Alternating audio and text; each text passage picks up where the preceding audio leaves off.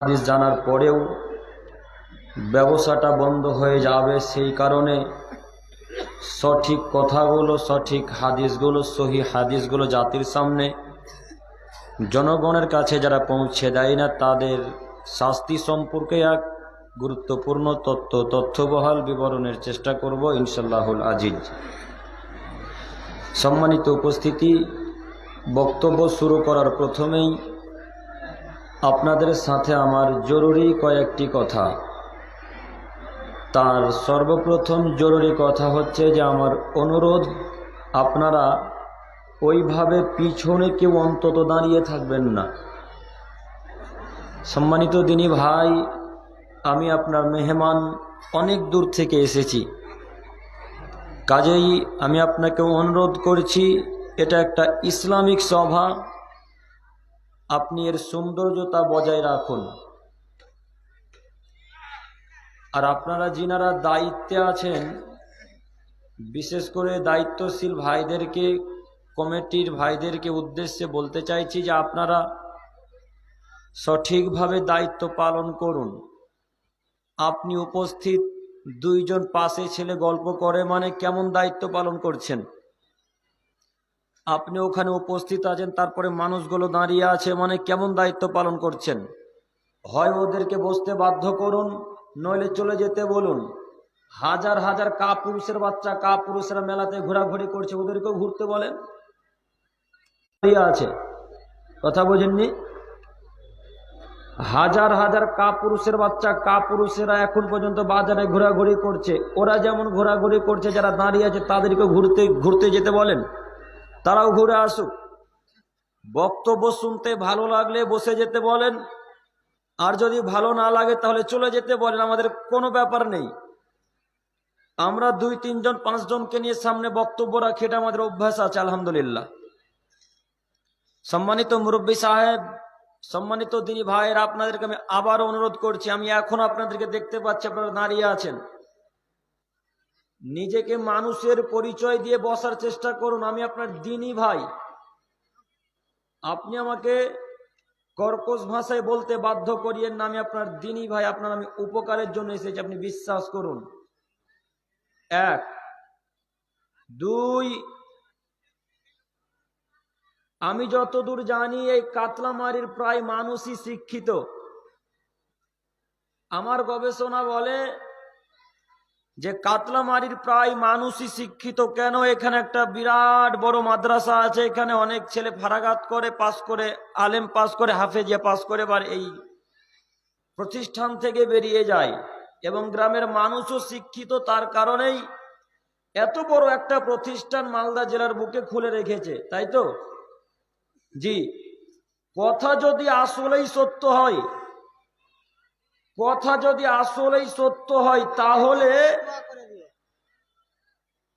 কি নাম, কি হয়েছে? আল্লাহুম্মা গফির লাহু ওয়ারহামহু, আল্লাহ আপনার মেয়েকে জান্নাতুল ফিরদাউস দান করুন, সকলে বলি আমিন।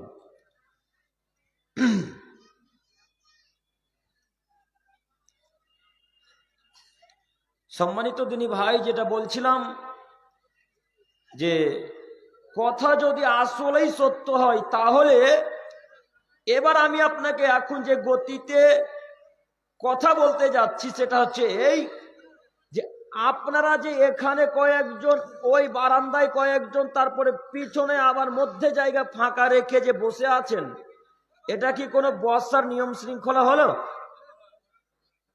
জি, আপনি ক্যামেরা ভেতরে করে দেন, আরো ভেতরে করে দেন।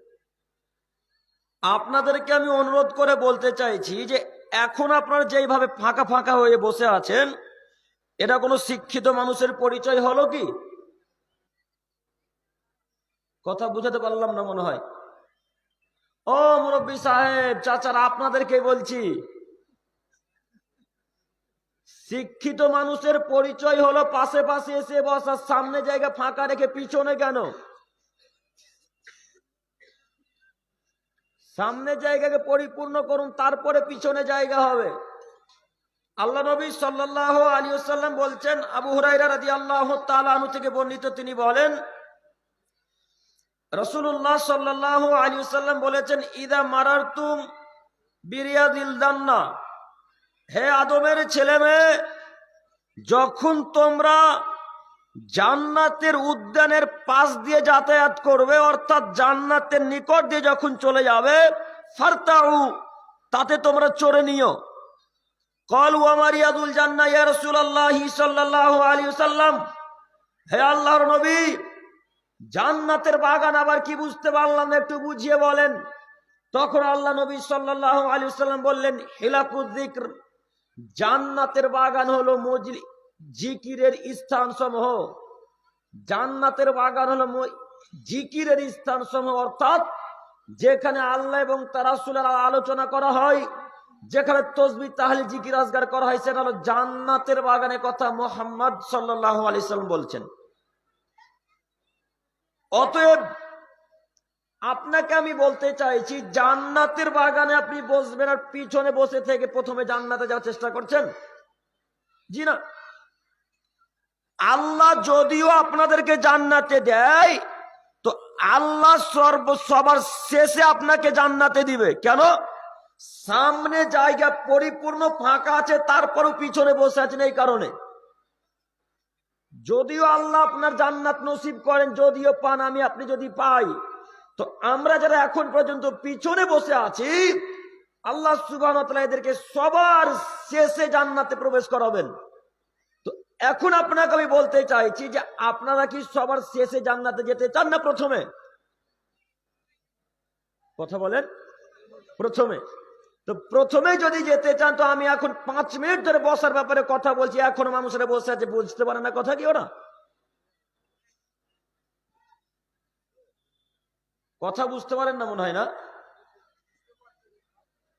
সম্মানিত দিনী ভাই, আপনাকে আমি বলতে চাইছি যে সামনের জায়গায় পরিপূর্ণ করুন, এগিয়ে চলে আসেন। বারবার বলছি, সামনে জায়গায় পরিপূর্ণ করে পিছনে যারা আসবে তাদেরকে বসার জায়গা করে দিতে হবে। তারা আপনার ঘাড় টপকে টপকে আসবে না, তারা এসে পিছনে বসবে। সম্মানিত দিনী ভাই, বলছিলাম যে যারা কোরআন এবং হাদিস জানার পরেও গোপন করে রাখে, তাদের শাস্তি। একটু আমার দিকে তাকান। যারা কোরআন হাদিস জানার পরেও মানুষের নিকটে পৌঁছে দেয় না, তাদের উপর আল্লাহ সুবহানাহু ওয়া তাআলা সরাসরি অভিশাপ করেছেন। তাদের উপরে সারা পৃথিবীর ফেরেশতা মণ্ডলী অভিশাপ করেছেন।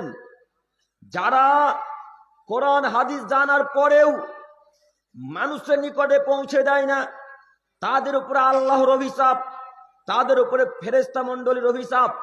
সম্মানিত দিনী ভাই, আপনি যদি এতটুকু বাক্য জানেন কোরআন এবং হাদিস থেকে, তাহলে এতটুকুই বাক্য জাতির সামনে বলে দেওয়া লাগবে। এতটুকু কথা যদি জাতির সামনে, এতটুকু কথা যদি হাদিস কোরআন থেকে জানেন, এতটুকুই কথা কোরআন এবং হাদিস থেকে বলে দেওয়া লাগবে। আর ব্যবসাকে টিকিয়ে রাখার জন্য যদি হাদিস কোরআনকে বন্ধ রেখে দেন, তাহলে আল্লাহ আপনার উপর অভিশাপ করেছেন, এখন আপনি জাহান্নামে যাবেন। ব্যবসা টিকিয়ে রাখার জন্য হাজারো মানুষ সহিহ হাদিসকে জয়ীফ হাদিস বলে চালিয়ে দেয়। ব্যবসাকে টিকিয়ে রাখার জন্য হাজারো মানুষ কোরআন মাজিদের অর্থ উল্টা ভাবে করে। ব্যবসাকে টিকিয়ে রাখার জন্য হাজারো মানুষ, নিজের ব্যবসাকে টিকিয়ে রাখার জন্য অনেক মানুষ কোরআনের ব্যাখ্যা অপব্যাখ্যা করেন। হয়তো আপনারা বুঝতে পারছেন না। একটু এই জায়গাতে আবারও আসবো, তার আগে জরুরি কথা আপনাকে আমি অনুরোধ করে বলতে চাইছি, একটু আমার দিকে তাকান। যারা কোরআন এবং হাদিস গোপন করে রাখবে, তাদের দুই গালে এই দুই কসাতে লোহার সারাশি লাগিয়ে একেবারে টানতে টানতে পিছন দিকে নিয়ে চলে যাওয়া হবে। এই গাল যখন চিরে ফেলে দেওয়া হবে, তখন আবার এই বাম গালে লাগানো হবে, আবার বাম গাল চিরে ফেলে একবার পিছন দিকে নিয়ে চলে যাওয়া হবে। এই গাল চিরতে চিরতেই দেখবে প্রথম গাল আবার আগের মতো হয়ে গেছে। এইভাবে তাকে ইলা ইয়াউমিল কিয়ামা, কিয়ামত পর্যন্ত শাস্তি দিতে থাকা হবে যারা কোরআন এবং হাদিস জানার পরেও গোপন করে রাখে তাদেরকে। সম্মানিত দিনী ভাই, আপনাদেরকে আমি অনুরোধ করে বলতে চাইছি, এতটুকু যদি জানা থাকে কোরআন হাদিস, ঠিক ওইভাবে জাতির সামনে পেশ করবেন। এতটুকু বাড়িয়েও বলার চেষ্টা করবেন না, এতটুকু কমিয়ে বলার চেষ্টা করবেন না। যদি বাড়িয়ে বা কমিয়ে বলার চেষ্টা করেন, তাহলে থাকার জায়গা কোথায়? জাহান্নাম। কথা বুঝতে পারেন না আপনারা কি? আমার সাথে একটু কথা বলবেন, আমি যতক্ষণ বক্তব্য রাখবো একটু শুধু হ্যাঁ কিনা বুঝতে পেরেছেন কিনা এটা বলবেন, ইনশাল্লাহ। ইনশাল্লাহ। তো সম্মানিত দিনী ভাই, আমি আপনাকে বলতে চাইছি, যারা কোরআন হাদিস জানে তাদেরকে সঠিকভাবে আল্লাহ এবং তার রাসূল যা ভাবে বলেছেন, সাহাবায়ে কেরামগণ যেভাবে হাদিস কোরআনকে বুঝেছেন, সলফে সালেহিনগণ যেভাবে হাদিস কোরআনকে বুঝেছেন, ঠিক ওইভাবেই জাতির সামনে বলে দিবে যারা, তাদেরকে শাস্তি দেওয়া হবে না। আল্লাহ তাআলা বলেন, পৃথিবীর মানুষ, তোমাদের মধ্যে যারা আমার বিধানকে গোপন করে রাখে, যেই সব বিধানগুলো আমি আল্লাহ তাআলা সারা পৃথিবীর মানুষের হেদায়েতের জন্য নাজিল করেছি, যেই সব বিধানগুলো আমি সারা পৃথিবীর মানুষের জন্য হেদায়েত স্বরূপ নাজিল করেছি, এই সমস্ত কথাগুলো যারা গোপন করে রাখবে, আমি আল্লাহ তাআলা তাদের উপর অভিশাপ করলাম। শুধু আমি আল্লাহ অভিশাপ করলাম শুধু তাই নয়, যত ফেরেশতা মণ্ডলী আছে আসমানের নিচে জমিনের উপরে, সমস্ত ফেরেশতা মণ্ডলী একসাথে অভিশাপ করেন ওই ব্যক্তির উপরে যে লোকটা কোরআন এবং হাদিসকে গোপন করে রাখে। সম্মানিত মুরব্বী সাহেব, সম্মানিত দিনী ভাই ও বোনেরা, আপনাদেরকে আমি অনুরোধ করে বলতে চাইছি, যে যতটুকু জানবেন ঠিক ওইভাবে জাতির সামনে হাদিস কোরআন পেশ করবেন। আপনার হুজুরকে বলতে চাইছি, আল্লাহ বলছেন, পৃথিবীর মানুষ, আমি যেইভাবে কোরআন হাদিস পেশ করেছি ঠিক ওইভাবে জাতির সামনে কোরআন হাদিসকে বলে দাও। জাতির সামনে একটু সাউন্ডটা দেন তো, একটু সাউন্ডটা দেন। সম্মানিত দিনী ভাই বোন, মহান আল্লাহ তাআলা বলেন, যেভাবে আয়াত এবং হাদিসকে বলে দিতে বলেছি ঠিক ওইভাবেই তোমরা জাতির সামনে আয়াত এবং হাদিসকে বলে দিবে, নইলে তোমাদের শাস্তি পরকালে হবে।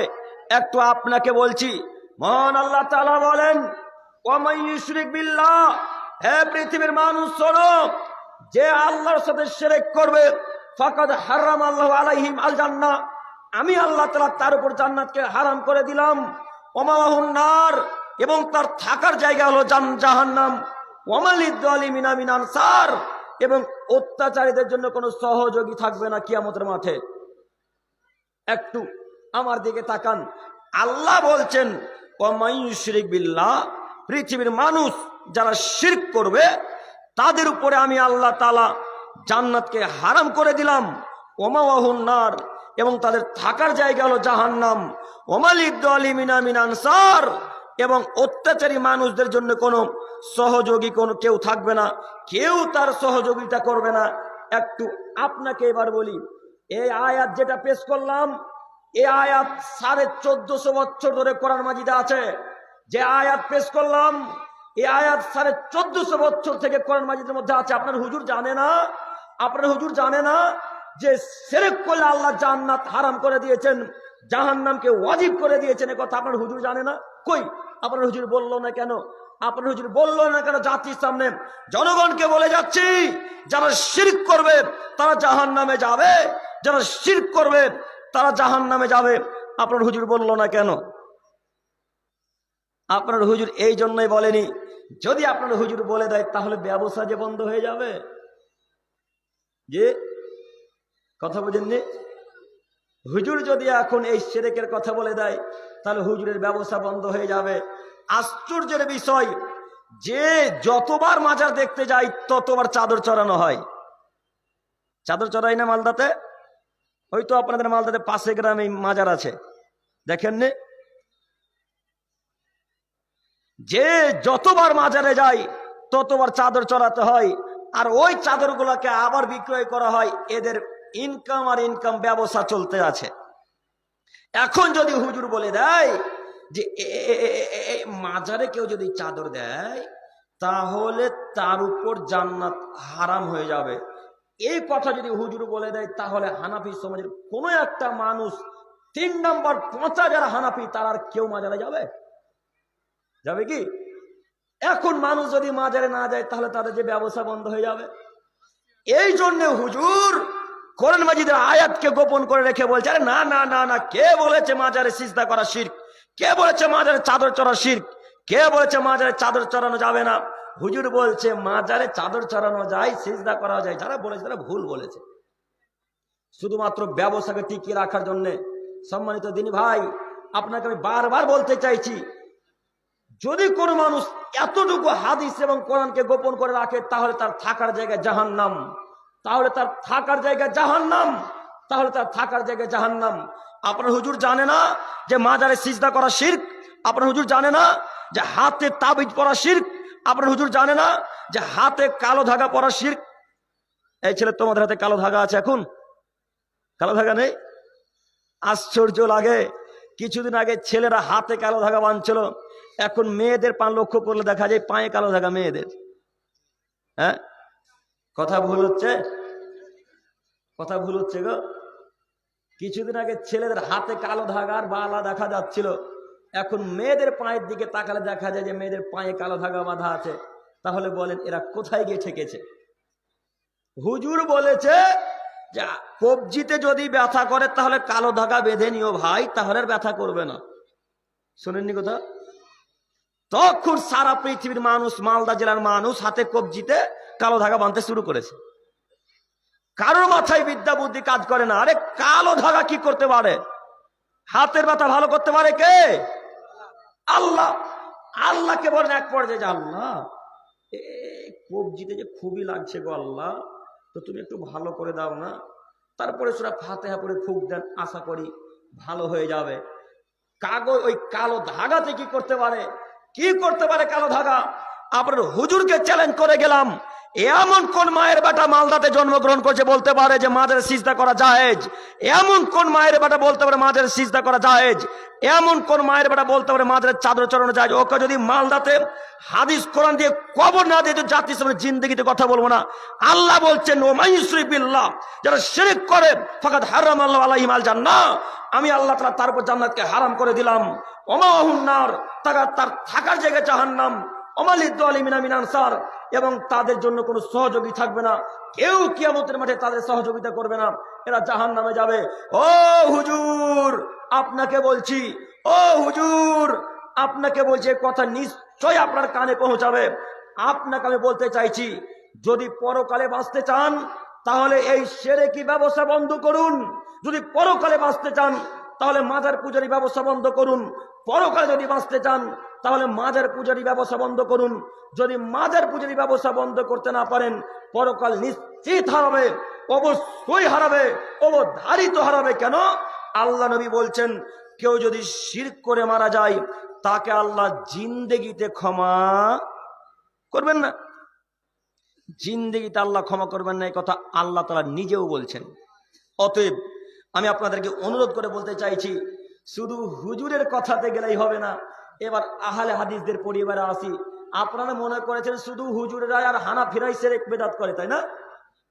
যে কথা বলেন না, আমরা সবাই মনে করি যে শুধু ওই 3 নম্বর শ্রেণীর পচা যারা হানাফি তারাই শুধু শিরক আর বিদআত করে। আহলে হাদিস পরিবারে বিদআত করে না, শিরক করে না? না করে।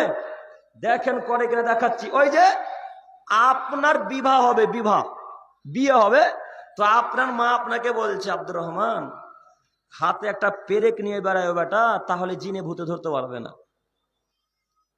কথা মনে হয় ভুল হয়ে গেল নাকি? ঘটে এরকম। পেরেক বুঝলেন কি? কাঁটা, কাঁটা। যদি কাঁটা না থাকে বেটা, তাহলে কাজলতি নিয়ে বেড়ায় বেটা, জিনে ধরবে না। কাজলতি বোঝেন কি? বলেন কোথায় নীতি, কোথায় গিয়ে ঠেকেছে? আর আপনার স্ত্রী বলছে যে হাতে যদি পেরেক থাকে তাহলে জিনে ধরতে পারে না। আচ্ছা, আশ্চর্যের বিষয়, আপনাদের বাড়ি ঘর গলা তৈরি আছে, জানালাগুলো তৈরি আছে লোহা দিয়ে তৈরি না প্লাস্টিক দিয়ে তৈরি? কি দিয়ে তৈরি? জানালাগুলো লোহা দিয়ে তৈরি। তো লোহা থাকলে যদি জিন নাই ঢুকতে পারে, তো আপনার স্ত্রীকে কালকে জিনে ধরেছিল কেন বাড়িতে? কথা বুঝতে পারেন না? তাহলে আপনার স্ত্রীকে জিনে ধরলো কেন? তার মানে বোঝা যাচ্ছে যে মানুষের মাথাতে ব্রেন, মস্তিষ্ক কিছুই কাজ করে না, যা আছে সব গোবর ভরা। তাই তো বলছে লোহা নাকি জিনকে বাঁচাতে পারে, অথচ জিন থেকে বাঁচাতে পারে কে? আল্লাহ।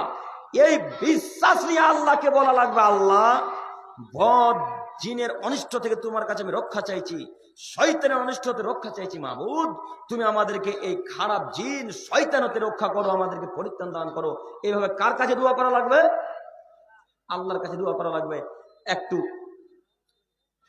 ছোট খেড়িয়া আব্দুল গাফফার মারা গেছে, 18 দিন হলো, ওর মেয়ে দান করেছে। কতটা সময়? এটা 5 আনা। 5 আনা স্বর্ণ দান করেছেন ওনার মায়ের জন্য। ওনার আম্মু মারা গেছেন। আল্লাহুম্মা গফির লাহুম ওয়ারহামহুম। আল্লাহ তুমি ওনার আম্মুকে জান্নাতুল ফেরদৌস দান করো। সকলে বলি আমিন। আল্লাহুম্মা সাল্লি আলাইহি। সম্মানিত মুরব্বী সাহেব, বলছিলাম যে যদি কোনো মানুষ এতটুকু কথা গোপন করে রাখে তাহলে তার থাকার জায়গা জাহান্নাম। একটু আপনাকে দেখাচ্ছি, আমি দেখাচ্ছিলাম আহলে হাদিসদের পরিবারের শিরক বিদআত চলে কিনা। এবার আপনাকে বলি, দেখুন আপনার পরিবারে এখন পর্যন্ত হাতে তাবিজ আছে, এটা আমি আশা করি। তাবিজ নেই? তাবিজ তো হাতে তো আছে আছে। বড় বড় মুরব্বী সাহেবদের কোমর দিকে লক্ষ্য করলে দেখা যায় কালো ধাগা বাঁধা আছে কোমরে। কালো ধাগা কি করবে আপনারা বলেন? কি করবে কালো ধাগা? শুধু 3 নম্বর শ্রেণীর পচা হানাফিদেরকে দোষ দিচ্ছেন কেন আপনি? শুধু পচা হানাফিদেরকে দোষ দিচ্ছেন কেন যে শুধু পচা হানাফিরা শিরক করে? শুধু তারাই কি শিরক করে? জি না, সারা পৃথিবীর প্রায় মানুষই শিরক করে। এরা বোঝে না শিরক কাকে বলে, শিরক কাকে বলে এটা বোঝে না। একটু আমার দিকে তাকান। এই 500 টাকার নোটটা মনে করেন আমার কাছে একটা গ্লাস আছে, গ্লাস। জনাব বোতলটা দেন তো আমাকে, একটু একটা দেন, যে কোনো একটা দেন। আমার দিকে তাকান, ওই দিক দিয়ে এসে টাকাগুলো দিবেন। একটু আমার দিকে তাকান। এই বোতলটা বা এই বোতলটাকে মনে করেন গ্লাস। তো আপনার স্ত্রীর হাতে গ্লাসটা ছিল সকালবেলা, তো গ্লাসটা নিয়ে যেতে যেতে যেতে যেতে যেতে এভাবে পড়ে গেছে হাত থেকে আপনার স্ত্রীর। তখন আপনার স্ত্রী বলছে, আজকে আমাদের বাড়ি কুটুম আসতে পারে গো। ঘটনা কি সত্য? কথা মেলে কি? কথা মিলছে আমার? এটা কি শিরক নয়? বলেন, গ্লাস কিভাবে বলে দিল যে কুটুম আমাদের বাড়ি আসবে? এগুলো আহলে হাদিস পরিবারে চলে না? চলে না? প্রায় পরিবারে চলে। আরো দেখাচ্ছি, দেখুন ওই সকালবেলা যখন দেখবেন কাক বাড়ির ছাদের উপরে কিংবা বাঁশের আগালে কা কা করে চেঁচাচ্ছে, তখন আপনার স্ত্রী বলছে আজকে কোনো দুর্ঘটনা নিশ্চয় ঘটবে। কথা মিলছে কি? এগুলো আহলে হাদিস পরিবারে চলে না? শুধু হানাফিদের দুর্নাম করেন কেন আপনি? আহলে হাদিস পরিবারে ওই শিরক চলে। এই আহলে হাদিস পরিবারের শিরক চলে, নিজেকে আহলে হাদিস দাবি করেন। আহলে হাদিস তো তারাই যারা শিরকের মুখে লাথি মেরে চূর্ণ বিচূর্ণ করে দিতে পারে, তারাই আহলে হাদিস। আহলে হাদিস তো তারাই যারা শিরকের মুখে লাথি মেরে একবারে চূর্ণ বিচূর্ণ করে দিতে পারে, তারাই আহলে হাদিস। বেদাত কোনদিন আশ্রয় পাবে না, শিরক কোনদিন আহলে হাদিস পরিবার আশ্রয় পাবে না। এই প্রথাকে, এই নীতিকে যেদিন আহলে হাদিস পরিবারের লোক লাথি মেরে দিতে পারবে, তারাই সেদিন মূলত প্রকৃত আহলে হাদিস হবে। তার আগে প্রকৃত আহলে হাদিস হবে না। আসসালামু আলাইকুম। ইনাদের খাওয়ার প্রয়োজন আছে, এখন বর্তমানে ডেলিগেট খাওয়ার মানে ফাঁকা আছে, ইনার খাওয়ার প্রয়োজন আছে, ইনার ডেলিগেট খেতে আর কি খাওয়া করে। সম্মানিত দিনী ভাই ও বোন, বলছিলাম যে আহলে হাদিস পরিবারের শিরক এবং বেদাত অনেক লিপ্ত হয়ে আছে, ঢুকে আছে। তাই অনুরোধ করে বলছি যে পরিবারে যত শিরক এবং বেদাত আছে, এই শিরক এবং বেদাতকে লাথি মেরে চূর্ণ বিচূর্ণ করে দিতে হবে। অন্তত আহলে হাদিসদের পরিবারে শিরক এবং বেদাত থাকতে পারে না। অন্তত আহলে হাদিসদের পরিবারে শিরক এবং বেদাত থাকতে পারে না। সম্মানিত দিনী ভাই, আমি যে বাক্য বলতে গিয়ে এত দূরে চলে এলাম, সে বাক্যর আরো একটি গুরুত্বপূর্ণ মূল্যবান কথা হচ্ছে এই যে আপনার হুজুর ভালোভাবে জানে যে শিরক করলে মানুষ জান্নাতে যাবে না। আপনার হুজুর ভালোভাবে জানে যে বেদাত করলে মানুষ জান্নাতে যাবে না। এর পরেও হুজুর টিকিয়ে রেখেছে ব্যবসাকে। একটু আপনাকে বলি, আপনার হুজুর কি জানে না যে এই করলে শিরক হয়, ওই করলে শিরক হয়, এই কাজ করলে বেদাত হয়? এই কথা হুজুর ভালোভাবে জানে। তারপরেও আপনার হুজুর সালাত শেষেই আসসালাতু ওয়াসসালামু আলাইকা ইয়া রাসূলুল্লাহ, আসসালাতু ওয়াসসালামু আলাইকা ইয়া হাবিবাল্লাহ, আসসালাতু ওয়াসসালামু আলাইকা ইয়া নূরা মিন নূরিল্লাহ। বলে না মনে হয়? বলে কি? বলে। হুজুরকে জিজ্ঞাসা করেন, হুজুর এই সালাত কোথায় পেলেন? তখন হুজুর বলবে হাদিসে পেলাম। আচ্ছা হুজুর হাদিসটা কি সহিহ? তখন হুজুর বলবে জানি না সহিহ কিনা জয়ীফ। তার মানে হুজুর পড়াশোনা না করে বক্তব্য দিতে আসে। হুজুরকে বলছি, আপনাদের হুজুরকে বলে যাচ্ছি, এই বেদাতি প্রথাতে লাথি মারা লাগবে। আবার জালসা শেষে একেবারে শেষ পর্যায়ে এসে বলছেন ইয়া নবী সালাম আলাইকা, ইয়া রাসূল সালাম আলাইকা, ইয়া হাবিব সালাম আলাইকা। এই বেদাত মালদাতে চলে না, আশা করি চলে না? চলে। আচ্ছা এবার আপনাকে বলছি, হুজুরকে জিজ্ঞাসা করেন, হুজুর এই সলাত এই দরুদ কি হাদিসে আছে? তখন হুজুর বলবে হ্যাঁ হাদিসে আছে। আচ্ছা বলেন তো দেখি, হুজুর কি গোপন করলো না রাসূলের হাদিসকে? গোপন করলো কি? হুজুর কি আল্লাহর বিধানকে গোপন করে রাখলো না? তাহলে হুজুর যদি গোপন করে রাখে তাহলে হুজুরের থাকার জায়গা এখন কোথায়? জাহান্নাম। আপনার হুজুরকে আবার বলে যাচ্ছি, ও হুজুর আপনাকে আবারও বলে যাচ্ছি, যদি বুকে এতটুকু দম থাকে আজকে মালদাতে আমাকে বসিয়ে রেখে বলেন যে আব্দুল করিম ভাই এখনই থাকেন, আপনার সাথে এখনই ডিবেট হবে। ইয়া নবী সালাম আলাইকা বলা জায়েজ নয় মানে, আসসালাতু ওয়াসসালামু আলাইকা ইয়া রাসূলুল্লাহ বলা জায়েজ নয় মানে, যদি প্রমাণ করে দিতে পারেন জাতির সামনে জিন্দেগি তার বক্তব্য রাখবেন ইনশাআল্লাহ। আর যদি প্রমাণ করতে না পারেন আজকে নীতি পরিবর্তন করা লাগবে, আজকে নীতি পরিবর্তন করা লাগবে, আজকে নীতি পরিবর্তন করা লাগবে। আল্লাহ নবী সাল্লাল্লাহু আলাইহি সাল্লাম বলেন মান কাযাবা আলাইয়া মুতাআম্মিদান ফালিয়াতাবাওয়া মাকাদাহু মিনান নার। হে আদমের ছেলে মেয়ে শোনো, তোমাদেরকে বলে যাচ্ছি, তোমরা আমার ব্যাপারে একটা কথা যদি বলো আর সেই কথা যদি আমার না হয় তাহলে তোমাদের থাকার জায়গা জাহান্নাম। হাদিস সহিহ মুসলিম মিসকাতের। হুজুরকে চ্যালেঞ্জ করে গেলাম, শুধু মালদার হুজুরকে নয় সারা পৃথিবীর আলেম ওলামায়ে কেরামকে চ্যালেঞ্জ করে গেলাম, এমন কোন মায়ের বেটা যদি প্রমাণ করে দিতে পারে ইয়া নবী সালাম আলাইকা বলা জায়েজ, আসসালাতু ওয়াসসালামু আলাইকা ইয়া হাবিব আল্লাহ বলা জায়েজ, এ যাবতীয় আরো কুসংস্কার বেদাতি প্রথা আছে, এগুলি একটা যদি কেউ প্রমাণ করে দিতে পারে সেদিন থেকে জাতির সামনে জিন্দেগিতে বক্তব্য রাখবো না ইনশাআল্লাহ। ইনশাআল্লাহ। দেখেন আপনার হুজুরকে বলে যাচ্ছি, হুজুর ভালোভাবে জানা গেল বেদাতি প্রথা, তারপরে হুজুর বন্ধ রাখেনি কেন? বন্ধ করার চেষ্টা করেনি কেন? হুজুর যদি এগুলি বন্ধ করে দেয় তাহলে হুজুর যে প্রতি বাড়িতে মিলাদ করতে যায়, মিলাদে 1000 টাকা পকেটে আসবে না? বোঝেননি? ফাতিহা বোঝেন কি আপনারা? ফাতিহা বোঝেন? গরম লাগলে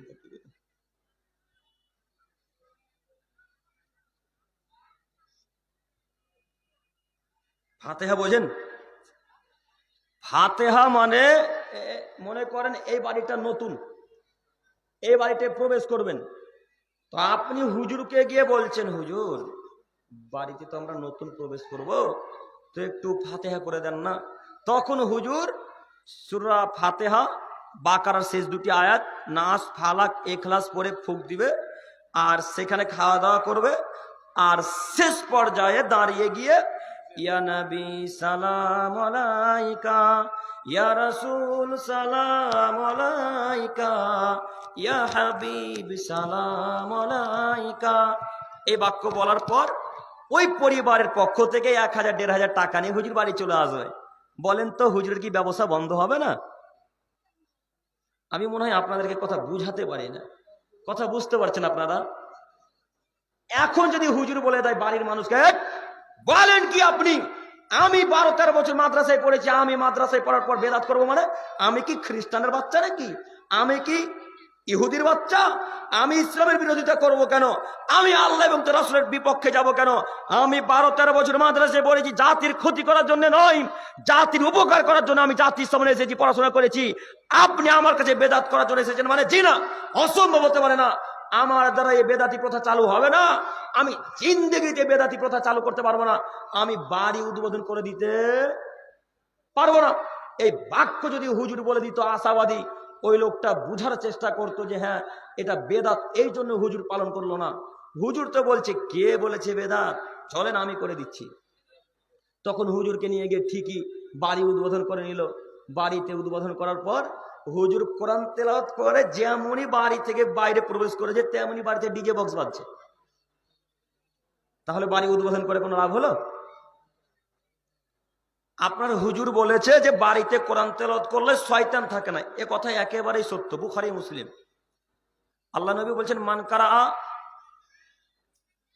আল্লাহ রাসূল সাল্লাল্লাহু আলাইহি সাল্লাম বলছেন যদি কোনো মানুষ সূরা বাকারার শেষ দুটি আয়াত পাঠ করে তাহলে ওই বাড়িতে বরকত আর বরকত, বরকত আর বরকত, বরকত আর বরকত। অন্যত্র রাসূল সাল্লাল্লাহু আলাইহি সাল্লাম বলেন যদি কোনো মানুষ সূরা বাকারা তেলাওয়াত করে তাহলে ওই বাড়ি থেকে শয়তান পালিয়ে যায়, ওই বাড়ি থেকে শয়তান পালিয়ে যায়, ওই বাড়ি থেকে শয়তান পালিয়ে যায়। একটু এবার আপনাকে বলি, হুজুর 2-3টা ছাত্রকে নিয়ে এসে ঠিকই কোরআন তেলাওয়াত করলো, তাহলে আমার আপনার মতে এখন শয়তান বাড়িতে থাকলো না চলে গেল?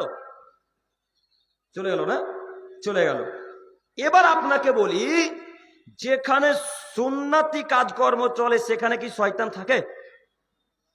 থাকে না। আর যেখানে বেদাতি কাজকর্ম চলে সেখানে কি শয়তান থাকে? থাকে তো। তাহলে বাড়িতে যে উদ্বোধন করলেন কোরআন তেলাওয়াত করে, এটা কি বেদাতি প্রথা না সুন্নতি প্রথা? তাহলে এখন শয়তান বাড়ি থেকে গেল না আরো ভালোভাবে ঢুকলো? কথা বুঝতে পেরেছেন? তার মানে শয়তান বাড়ি থেকে যায়নি, শয়তান ভালোভাবে আশ্রয় পেল। শয়তান তো বলছে বোকা দেখেছি কিন্তু এদের মতো মালদা জেলার মানুষের মতো বোকা আর কাউকে দেখিনি। শয়তান মনে মনে বলছে আরে কোরআন মাজিদ তেলাওয়াত করতে হয় যার বাড়ি সে তেলাওয়াত করবে, তাহলে আমি আজাজিল পালিয়ে যাব? তো কোরআন তেলাওয়াত যে হুজুর আর ছাত্রতে করছে তাহলে ওই বাড়ির কি হবে? কথা বোঝেননি?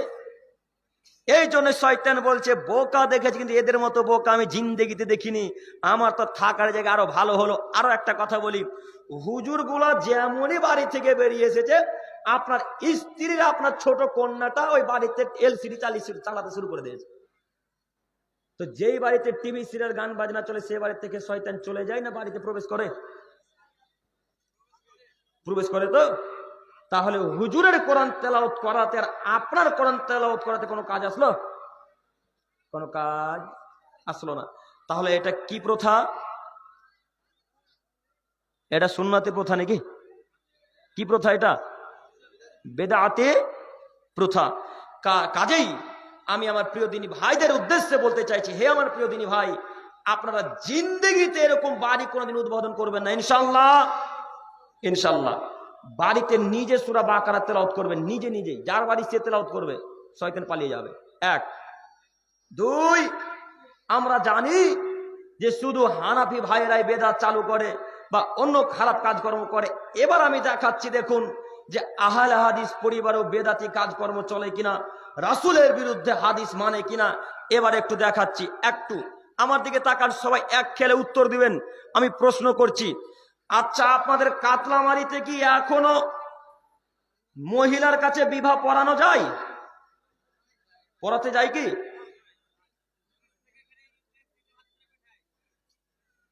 একটু আমার দিকে তাকান, আপনাদের এই মালদা জেলাতে এখনো মহিলাদের কাছে বিবাহ পড়ানো হয়? হয়। ওই বিবাহের পরে এখনো সম্মিলিত মোনাজাত হয়? হয় না? না, আলহামদুলিল্লাহ। এবার আপনাকে বলতে চাইছি যে মহিলাটার কাছে যে বিবাহ পড়াতে পাঠালেন, তো ওই মহিলাটার কাছে তার বাপ ব্যতীত এমন কোন মায়ের বেটার যাওয়ার ওখানে অধিকার আছে? শেখ আছে? আপনারা কি বলেন? নাই। তো আপনার হুজুর 4 জন সাক্ষী কিভাবে মহিলার কাছে পাঠালো? আচ্ছা বলেন তো 4 জন সাক্ষী কি প্রমাণ করতে লাগে? জাযাকাল্লাহু খাইরান, এই ছেলেগুলো ভালোই বুঝে গো। 4 জন সাক্ষী কি প্রমাণ করার জন্য লাগে? জেনা প্রমাণ করার জন্য লাগে। যে 4 জন সাক্ষী কেউ যদি দিয়ে দেয় যে ওই ছেলে মেয়েটা জেনা করেছে, তাহলে আসলে ওরা জেনা করেছে। আর আল্লাহর নবী বলছেন যে বিবাহে 2 জন সাক্ষী লাগে। কয়জন? 2 জন সাক্ষী লাগে। তো যে মহিলাটার কাছে বিবাহ পড়াতে পাঠালেন ওকে জেনা প্রমাণ করার জন্য পাঠালেন নাকি? তাহলে মহিলাটার কাছে গেল কেন বিবাহ পড়াতে? 1 আল্লাহ নবী বলছেন তার বাপ শুধু অনুমতি নিয়ে আসবে, তার বাপ যদি বেঁচে না থাকে তাহলে তার চাচা অনুমতি নিয়ে আসবে, তার চাচা যদি না থাকে তাহলে মহিলার বড় দাদা অনুমতি নিয়ে আসবে। এখন আপনাকে বলছি, ওই বরের সাথে 3-4 জন ছেলে ছুল্লু মার্কা চুলগুলো একেবারে এদিক আছে তো এদিক নাই, এদিক আছে তো এদিক নাই, এরকম ছেলেগুলোকে সাক্ষী পাঠাচ্ছে, বিবাহের সাক্ষীর জন্য 4 জন যাচ্ছে, ওরা কি ওকে খারাপ নজরে দেখবে না? কথা বলে না, দেখবে কি? দেখবে। তাহলে এখন আপনি বলেন এই নীতি জায়েজ না না জায়েজ? যে না জায়েজ।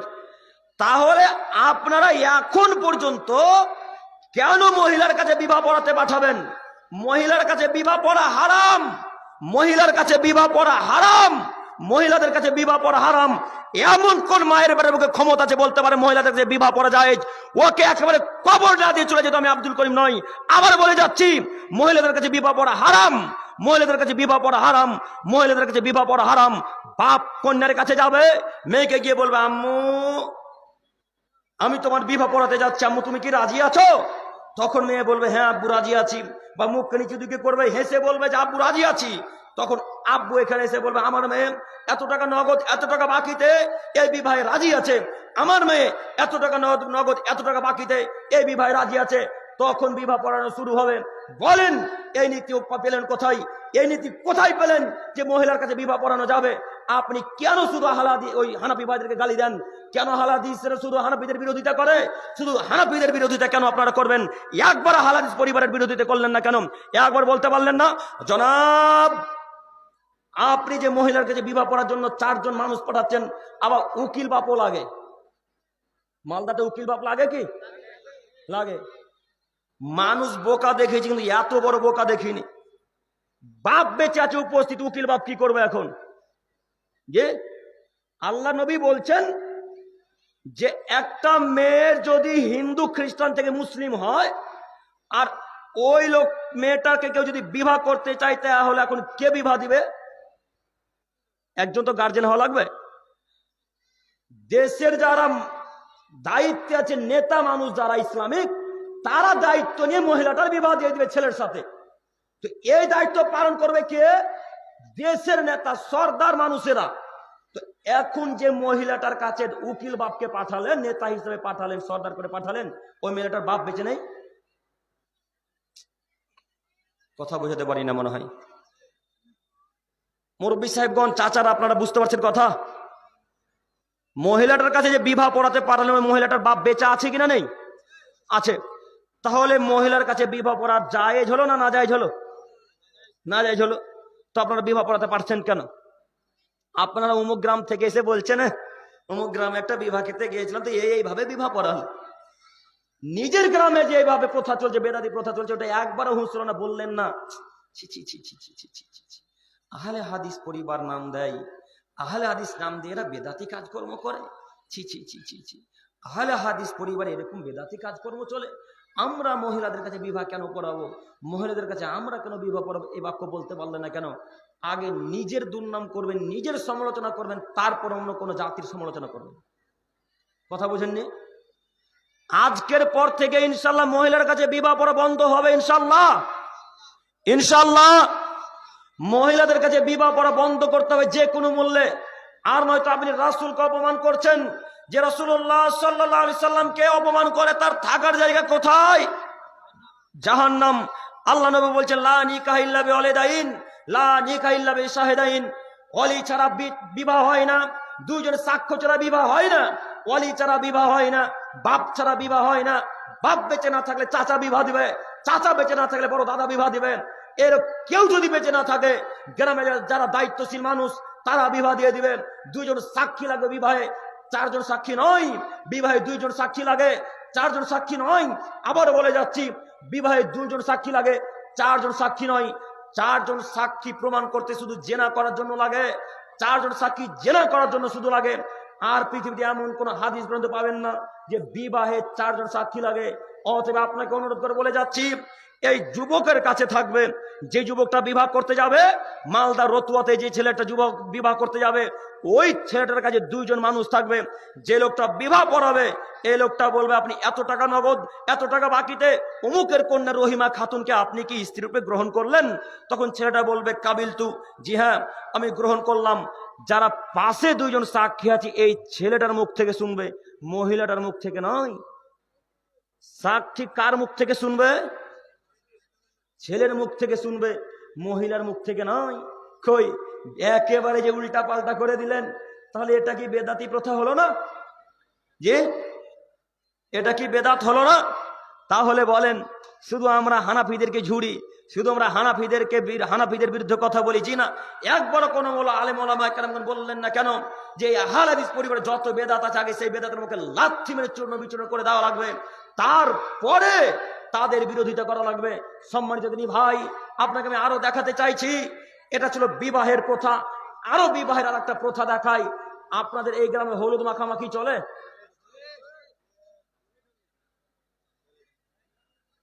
হলুদ মাখামাখি হয়?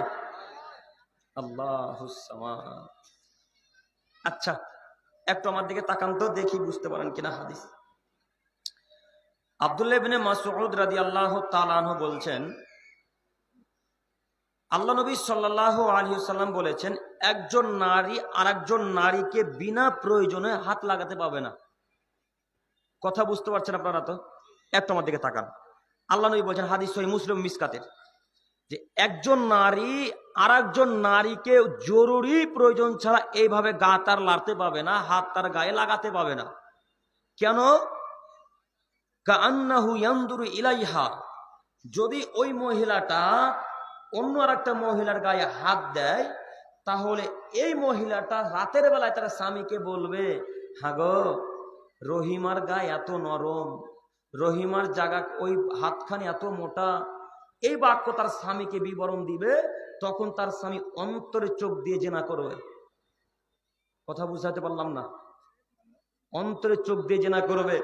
আচ্ছা, জরুরি কথা এখানে বলতে চাইছি যে আল্লাহর নবী একটা মহিলাকে আর একটা মহিলার গায়ে হাত লাগাতে নিষেধ করলেন, তাই না?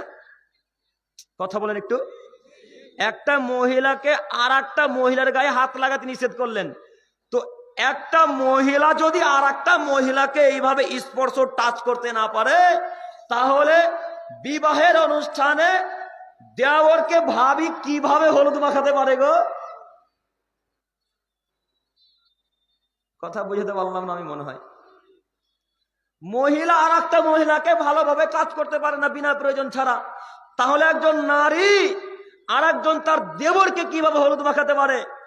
এই কাতলামারির পুরুষেরা কি সবাই পুরুষের বাচ্চা? পুরুষ বিবাহ করব আমি, আর আমার বউ হলুদ মাখাবো আমার ভাইকে, ওকে দাঁত ভেঙে দেবো, 32টা দাঁত হবে একবারে। বিবাহ করব আমি, আর আমার বউ আমার ভাইয়ের গাল আরবে, তুমি কি পেয়েছো?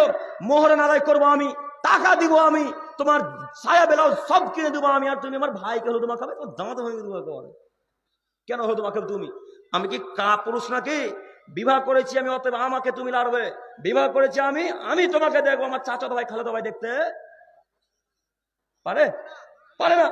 তাহলে আপনার বউ আপনার আপনার নিজের ভাইকে হলুদ মাখাতে পারে কি করে? আপনি কত বড় বেহায়া, আর বেহায়ার বাচ্চা বেহায়া। আপনি বলছেন আপনার স্ত্রীকে, রহিমা দেনারে একটু ভাইটাকে হলুদ মাখিয়ে দেনারে, দে একটু হলুদ মাখিয়ে দে, তাড়াতাড়ি বিয়েতে যাবে, গোসল করবে। বলে কে? বলে। তাহলে একে যদি আপনি পুরুষ বলেন, তাহলে আসলে পুরুষ কে গো? যে একে যদি আপনি পুরুষ বলেন, তাহলে আসলে পুরুষ কে? আপনি শুধু মনে করছেন যে বেদাত আমরা করি না, বেদাত শুধু হানাফিরাই করে, তাই না? আমরা একেবারে সালফে মানহাজের লোক, সালফে সালেহিনদের মতো।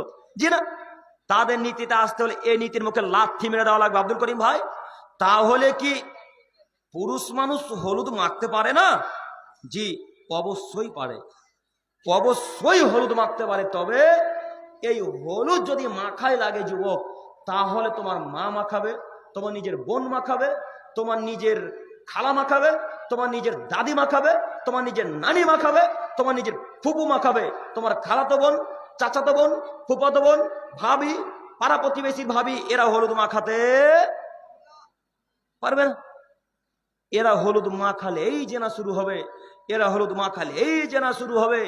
আর বিবাহের সূচনাতে যদি তোমার জেনা হয়, তাহলে তুমি তোমার স্ত্রীর পেট থেকে আব্দুল কাদের জিলানীর মতো ছেলে কিভাবে আশা করো? আব্দুল কাদের জিলানীকে চেনেন আপনারা? যার কারণে এত শিরক এ হানাফির বাচ্চারা করে। অথচ আব্দুল কাদের জিলানী রাহিমাহুল্লাহ অতীব দামি মানুষ, খুব ভদ্র মানুষ, খুব দামি মানুষ, খুব জ্ঞানী মানুষ। আব্দুল কাদের জিলানী রাহিমাহুল্লাহ খুব দামি মানুষ, খুব ভালো মানুষ। তারপর ওই 3 নম্বর শ্রেণীর মানুষেরা আব্দুল কাদের জিলানী রাহিমাহুল্লাহর দাম দিতে শিখলো না। তারা বলছে আব্দুল কাদের জিলানী রাহিমাহুল্লাহ নাকি বড় পীর। জিন্দেগিতে কোনো মানুষ যদি প্রমাণ করে দিতে পারে যে আব্দুল কাদের জিলানী রাহিমাহুল্লাহ নিজেকে পীর বলে দাবি করেছেন, তাহলে আর আপনাদের সামনে কথা বলবো না ইনশাল্লাহ। আপনারা হয়তো আব্দুল কাদের জিলানী রাহিমাহুল্লাহর ইতিহাস জানেন না, অনেকে হয়তো জানেন না, তবে জানার চেষ্টা করবেন। আজকে আলোচনা শেষ হওয়ার পর গুগলে সার্চ দিয়ে দেখেন আব্দুল কাদের জিলানী রাহিমাহুল্লাহর ইতিহাস, দেখেন কি কি লেখা আছে ওখানে। এই আব্দুল কাদের জিলানী রাহিমাহুল্লাহ যখন একটা কথা এলো, তখন একটা কথা বলেই যাই। দেখেন তো বক্তাও কত বড় মূর্খ আর শ্রোতারাও কত বড় মূর্খ। আরে বক্তা তো মূর্খ আছেই, শ্রোতারাও মূর্খ আছে। বক্তা তো মূর্খ আছেই, শ্রোতারাও মূর্খ আছেন। একটু আমার দিকে এক খেলে চেয়ে থাকেন, নইলে হ্যাঁ এই বাক্যের ব্যাখ্যা বুঝতে পারবেন না। সবাই রেডি? রেডি সবাই ইনশাল্লাহ? আমার দিকে তাকান এবার। আব্দুল কাদের জিলানী রাহিমাহুল্লাহ ছোট ছেলে, মনে করেন যে 9-10 বছরের বাচ্চা শিশু। তো তার দাদু খুব পরহেজগার মানুষ। আমি হুজুরের কথা নকল করছি, আমি এটা হাদিসও বলছি না বা এটা কোনো তাফসীরও নয়। আমি শুধু আপনাকে দেখাতে চাইছি, আপনারা বুঝতে পারছেন কিনা বক্তা শ্রোতা কত বড় মূর্খ তাই দেখাতে চাইছি।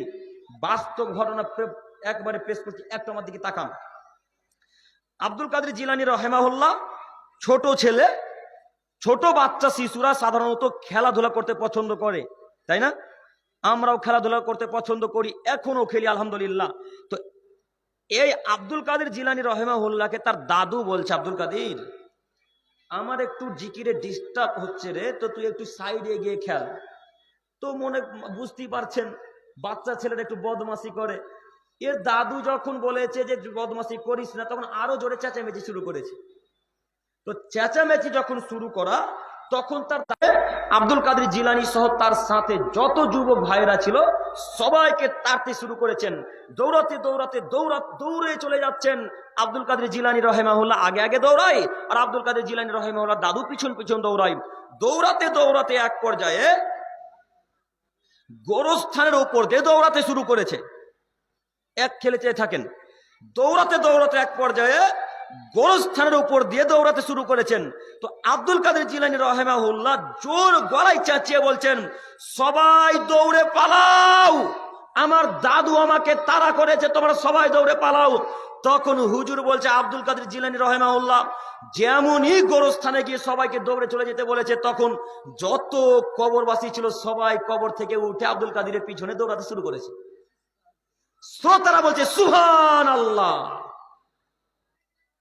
কথা বুঝতে পারলাম না মনে হয়। কথা বুঝতে পারেননি? আপনারা বলেন তো দেখি, কবর ফেটে মানুষ কখন উঠবে? কিয়ামতের দিন, যেদিন ইসরাফিল আলাইহিস সালাম ফুঁক দিবেন, ইয়াউমা ইউনফাখু ফিস-সূর, যেদিন ইসরাফিল আলাইহিস সালাম ফুঁক দিবেন, ফাফাজিআ মান ফিস সামাওয়াতি ওয়া মান ফিল আরদ, আসমান এবং জমিনে যা কিছু সবাই বেহুশ হয়ে যাবে। এরা সবাই রবের দিকে ছুটতে থাকবে। আচ্ছা, আল্লাহ বলছেন ইসরাফিলের ডাকে কবর থেকে মানুষ উঠবেন, আর হুজুর বলছে যে আব্দুল কাদের জিলানীর ডাকে নাকি কবর থেকে মানুষ উঠে গেল। মানুষ বোকা হলে এত বোকা হতে হয়? যত শ্রোতা সবাই বলছে সুবহানাল্লাহ। তার মানে কারোর বিদ্যা বুদ্ধি কাজ করে না যে কবর থেকে কোনোদিন মানুষের ডাকে উঠতে পারে না। তো বলেন আব্দুল কাদের জিলানী রাহিমাহুল্লাহ ডাকে কিভাবে আপনার কবরবাসী কবর থেকে উঠলো? ওই হুজুর আপনাদের চেয়ারে বসে বক্তব্য রাখছে, সভাপতিও পাশে বসে আছে, জনগণে কেউ কিছু বলে না। একবার বললো না যে এই বক্তব্য কিসের জন্য রাখলেন, কোন ভিত্তিতে রাখলেন, কিসের ভিত্তিতে রাখলেন, কোন তাফসীরের গ্রন্থের ভিত্তিতে রাখলেন? এ বাক্য একবার কেউ জিজ্ঞাসা করলো না। ঘটনা কি সত্য নাকি? ঘটনা একেবারে মিথ্যা। আপনার হুজুরকে বলে যাচ্ছি, হুজুর একটু বিবেচনা করে বক্তব্য রাখার চেষ্টা করেন, একটু বিবেচনা করে বক্তব্য রাখার চেষ্টা করেন। আর ওই বুখারী মুসলিমের হাদিসটাকে অনুসরণ করবেন। কোন বুখারী মুসলিম? আল্লাহ নবী বলছেন, মান কাযাবা আলাইয়া মুতাআম্মিদান ফালিয়াতাবাওয়াহু মাকআদাহু মিনান নার। হে আদমের ছেলে মেয়ে, হে বক্তাগণেরা, তোমরা যারা বক্তব্য রাখছো, তোমাদের উদ্দেশ্যে তোমাদেরকে বলছি যে তোমরা যারা আলোচনা করবে, তোমরা আমার পক্ষ থেকে কথা বলবে, সেই কথা যেন আমার হয়। আর সেই কথা যদি আমি মুহাম্মদ সাল্লাল্লাহু আলাইহি সাল্লামের না হয়, তাহলে তোমাদের থাকার জায়গা জাহান্নাম, তোমাদের থাকার জায়গা জাহান্নাম, তোমাদের থাকার জায়গা জাহান্নাম। এখন আপনাকে বলছি, বলুন, হুজুর বলছে বিবাহে মহিলার কাছে বিবাহ পড়াতে হবে, হুজুর বলছে যে বিবাহের পর হাত তুলে মুনাজাত করা লাগবে, তাহলে এরা কি আল্লাহ রসুলকে সম্মান করলো না আল্লাহ রসুলকে অপমান করলো? অপমান করলো। আর আল্লাহর নবীকে যে অপমান করলো, তার থাকার জায়গা কোথায়? জাহান্নাম। আমি আপনাদেরকে বোঝাতে পেরেছি ইনশাআল্লাহ, বুঝতে পেরেছেন? সম্মানিত মুরব্বী সাহেব, আপনাকে আমি কি দিয়ে বুঝাবো যে বেদাতি প্রথা কতগুলা আছে, বেদাতি কাজকর্ম কত আছে, আমি আপনাকে কি দিয়ে বুঝাই? এরপরে আবারও বলি আপনাকে, হুজুরের কথা বলতে গিয়ে আমরা এত দূর পর্যন্ত ঠেকে গেলাম। সম্মানিত দিনী ভাই, একটু আমার দিকে তাকান। হ্যাঁ, যেটা বলতে চাইছিলাম যে যুবক ভাই, তোমরা যদি হলুদ মাখতেই চাও, হলুদ না মাখলে যদি তুমি মনে করো যে বিবাহ মানাই না, বিবাহ কেমন কেমন লাগছে, তাহলে নিজে মাখো, নইলে আম্মুকে দিয়ে মাখাও, নইলে নিজের বোনকে দিয়ে মাখাও, নইলে নিজের দাদিকে, নিজের নানিকে, নিজের ফুপুকে, নিজের খালাকে দিয়ে মাখাবে। ইনশাল্লাহ মনে থাকবে ইনশাল্লাহ। আমার যুবক ভাই, তোমরা যারা আমার সময় বয়সের ছেলে, তোমাদের আমি অনেক ভালোবাসি ভাই। তুমি যেমন আমাকে খুব ভালোবাসো, তোমরা, আমিও তোমাদের সকলকে ভালোবাসি। আর এই যুবকেরা যত দিনের কল্যাণ করতে পারবে, এই বৃদ্ধ আমার চাচারা করতে পারবে না, পারবে না। চাচাগণ, আপনারা রাগ করিয়েন না। আল্লাহর নবী বলছেন যে বৃদ্ধ অবস্থায় যত ইবাদত কবুল হয়, তার থেকে লক্ষ কোটি গুণ বেশি আল্লাহ খুশি হন যখন যুবক অবস্থায় মানুষ যুবকের ইবাদত করে, তাই না? তাই যুবক ভাইদেরকে আমি অতীব ভালোবাসি। হে আমার যুবক ভাই, তোমরা যারা এখন পর্যন্ত বিবাহ করনি, এই নীতিতে লাত মারতে পারবে না? ইনশাল্লাহ পারবো, ইনশাল্লাহ। হলুদ মাখা নীতিতে লাত মারতে পারবো ইনশাল্লাহ। আল্লাহ তুমি আমার যুবক ভাইদেরকে কবুল করো, সকলে বলি আমিন। আরো একটা কথা বলি, এবার আমরা যারা কাতলামারিতে বসবাস করছি, বিবাহে আশা করি আমরা গান বাজাই না, বাজাই? এই সাইডের লোকগুলো বলছে বাজাই না, আর এরা বলছে বাজাই। তাহলে দুই গ্রামের লোক পাশাপাশি আছে নাকি? কেউ কেউ বাজাই। আচ্ছা, যারা বাজায় তাদের উদ্দেশ্যে জরুরি একটি কথা। হে আমার প্রিয় দিনী ভাই, যারা তোমরা বিবাহে হোক আর এমনিতেই হোক, তোমরা যে গান বাজনা বাজাচ্ছ, নিজেকে কি হিন্দু মনে করেছো? নিজেকে কি খ্রিস্টান মনে করেছো? নিজেকে কি নাসারা মনে করেছো? তাহলে কেন গান বাজনা বাজাচ্ছ? বলো তো দেখি, তোমরা গান বাজনা প্রথা কাদের নীতি? হিন্দু, ইহুদি, খ্রিস্টানদের নীতি গান বাজনা প্রথা। তো তোমরা যারা বিবাহের অনুষ্ঠানে গান বাজনা বাজাচ্ছ, তাহলে তোমরা কি ইহুদি খ্রিস্টানদের সাথে মিশে গেছো নাকি? কেন গান বাজনা বাজাচ্ছ? দেখো, তোমাকে একটা হাদিস বলি, যদিও মনে করছিলাম অন্যদিকে যাব, না বললেই হচ্ছে না। একটু আমার দিকে তাকাও। গান বাজনা সম্পর্কে একটা হাদিস বলে সামনের দিকে গিয়ে যাব। আব্দুল্লাহ ইবনে ওমর একজন বিখ্যাত সাহাবী, রাসূলের সাথে চলে যাচ্ছিলেন। যেতে যেতে যেতে যেতে যেতে যেতে রাসূলের কানে গানের শব্দ ভেসে আসলো। যেমনই রাসূলের কানে গানের শব্দ ভেসে আসা, তখনই আল্লাহর নবী এই দুই হাতের আঙুলকে দুই কানে ভরে নিলেন। দুই কানে ভরে নিয়ে রাস্তা থেকে দ্রুত সরে চলে গেলেন। দ্রুত সরে গিয়ে আল্লাহর নবী আব্দুল্লাহ ইবনে ওমরকে বলছেন, আব্দুল্লাহ, হাল তাসমাউ শাইআ, তুমি কি গান বাজনা শব্দ শুনতে পাচ্ছ? আব্দুল্লাহ, হাল তাসমাউ শাইআ, তুমি কি গান বাজনা শব্দ শুনতে পাচ্ছ? তখন আব্দুল্লাহ ইবনে ওমর বলছেন, ফারাফা ইসবাইহি মিন উজনাইহি, আস্তাগফিরুল্লাহ। তখন আব্দুল্লাহ ইবনে ওমর বললেন, না, জি না আল্লাহ নবী, গান বাজনা শব্দ শুনতে পাচ্ছি না। এই বাক্য যেমনই বলা, ফারাফা ইসবাইহি মিন উজনাইহি, তখন মুহাম্মদ সাল্লাল্লাহু আলাইহি সাল্লাম দুই কান থেকে দুই হাতের আঙুলকে বের করে নিলেন। বলেন তো দেখি, গান বাজনা হালাল না হারাম? হারাম। গান বাজনা যদি আসলেই হারাম হয়, তাহলে বিবাহে গান বাজনা কিভাবে বাজে? বিবাহে গান বাজনা কিভাবে বাজে? আর আশ্চর্যের বিষয়, যে বিবাহে গান বাজনা বাজে, ওই বিবাহে সর্দারও যায়, সভাপতিও যায়, ক্যাশিয়ারও যায়, আরে ইমাম সাহেবও যায়। ये আব্দুল করিম সব কথা ভুল বলতে এসেছে কাতলামারিতে, আজকে ভুল হচ্ছে না? সকালে যখন বেরিয়ে যাও তখন সবাই তো গাল দেবেন, আপনি গাল দিলেই কি আর না দিলেই কি? আমি 5 পয়সা মূল্য করি না। একটু আপনি দেখেন, আপনাকে বলতে চাইছি, যেখানে গান বাজনা বাজানো হচ্ছে ওখানে সর্দার যাবে কেন? ওখানে সভাপতি যাবে কেন? ওখানে ক্যাশিয়ার যাবে কেন? ওখানে ইমাম সাহেব যাবে কেন? ইমাম সাহেব বলতে পারলো না যে যারা গান বাজনা বাজায় সে বিবাহ আমরা বিবাহ পড়াবো না। যেই পরিবারে বিবাহ অনুষ্ঠানে গান বাজনা বাজানো হয় সেই পরিবারে আমরা বিবাহ পড়াবো না, সেই পরিবারে আমরা বিবাহ পড়াবো না। আরে আপনি আমাকে এই কাতলামারিতে রাখতে হলে রাখুন, না রাখতে হলে না রাখুন। মাথা বিক্রি করে চাকরি করতে কাতলামারিতে আসিনি, মাথা বিক্রি করে কাতলামারিতে চাকরি করতে আসিনি। পৃথিবী সৃষ্টির 50,000 বছর পূর্বে আল্লাহ সুবহানাহু ওয়া তাআলা ভাগ্য লিখেছেন। অতএব এই ভাগ্যকে বিশ্বাস করি। যেই পরিবারে গান বাজনা বাজাই সেই পরিবারে বিবাহ পড়াবো না, যেই পরিবারে গান বাজনা বাজাই সেই পরিবারে বিবাহ পড়াবো না। এই নীতি নিয়ে যেদিন খুতবা রাখবেন, এই নীতি নিয়ে যেদিন বক্তব্য রাখবেন, সেই দিন মালদা জেলার কাতলামারি মানুষের উপকার হবে, তার আগে মানুষের উপকার হবে না। আপনার অন্তরে ভয় যদি থাকে জাতির উপকার করতে পারবেন না। অন্তরে যদি ভয় থাকে জাতির উপকার করতে পারবেন না। অন্তরে ভয় ভীতি থাকবে না যার, সেই জাতির উপকার করতে পারবেন। অন্তরে ভয় ভীতি থাকবে না যার, সেই জাতির উপকার করতে পারবেন। যেদিন ইমাম সাহেব, যেদিন সভাপতি, যেদিন ক্যাশিয়ার গণ এইভাবে জোর গলায় ধমক দিয়ে বলতে পারবে যে পরিবারে গান বাজনা বাজবে সেই পরিবারে আমরা বিবাহ পড়াবো না, সেই পরিবারে আমরা বিবাহ পড়াবো না। আমাকে রাখতে হলে রাখুন মসজিদে, না রাখতে হলে না রাখুন। মাথা বিক্রি করে চাকরি করতে আসিনি। বাপের জমি জায়গা আছে, অনেক জমি জায়গা চাষ করে খাবো। আরে বাপের জমি জায়গা নেই তাতে কি আছে?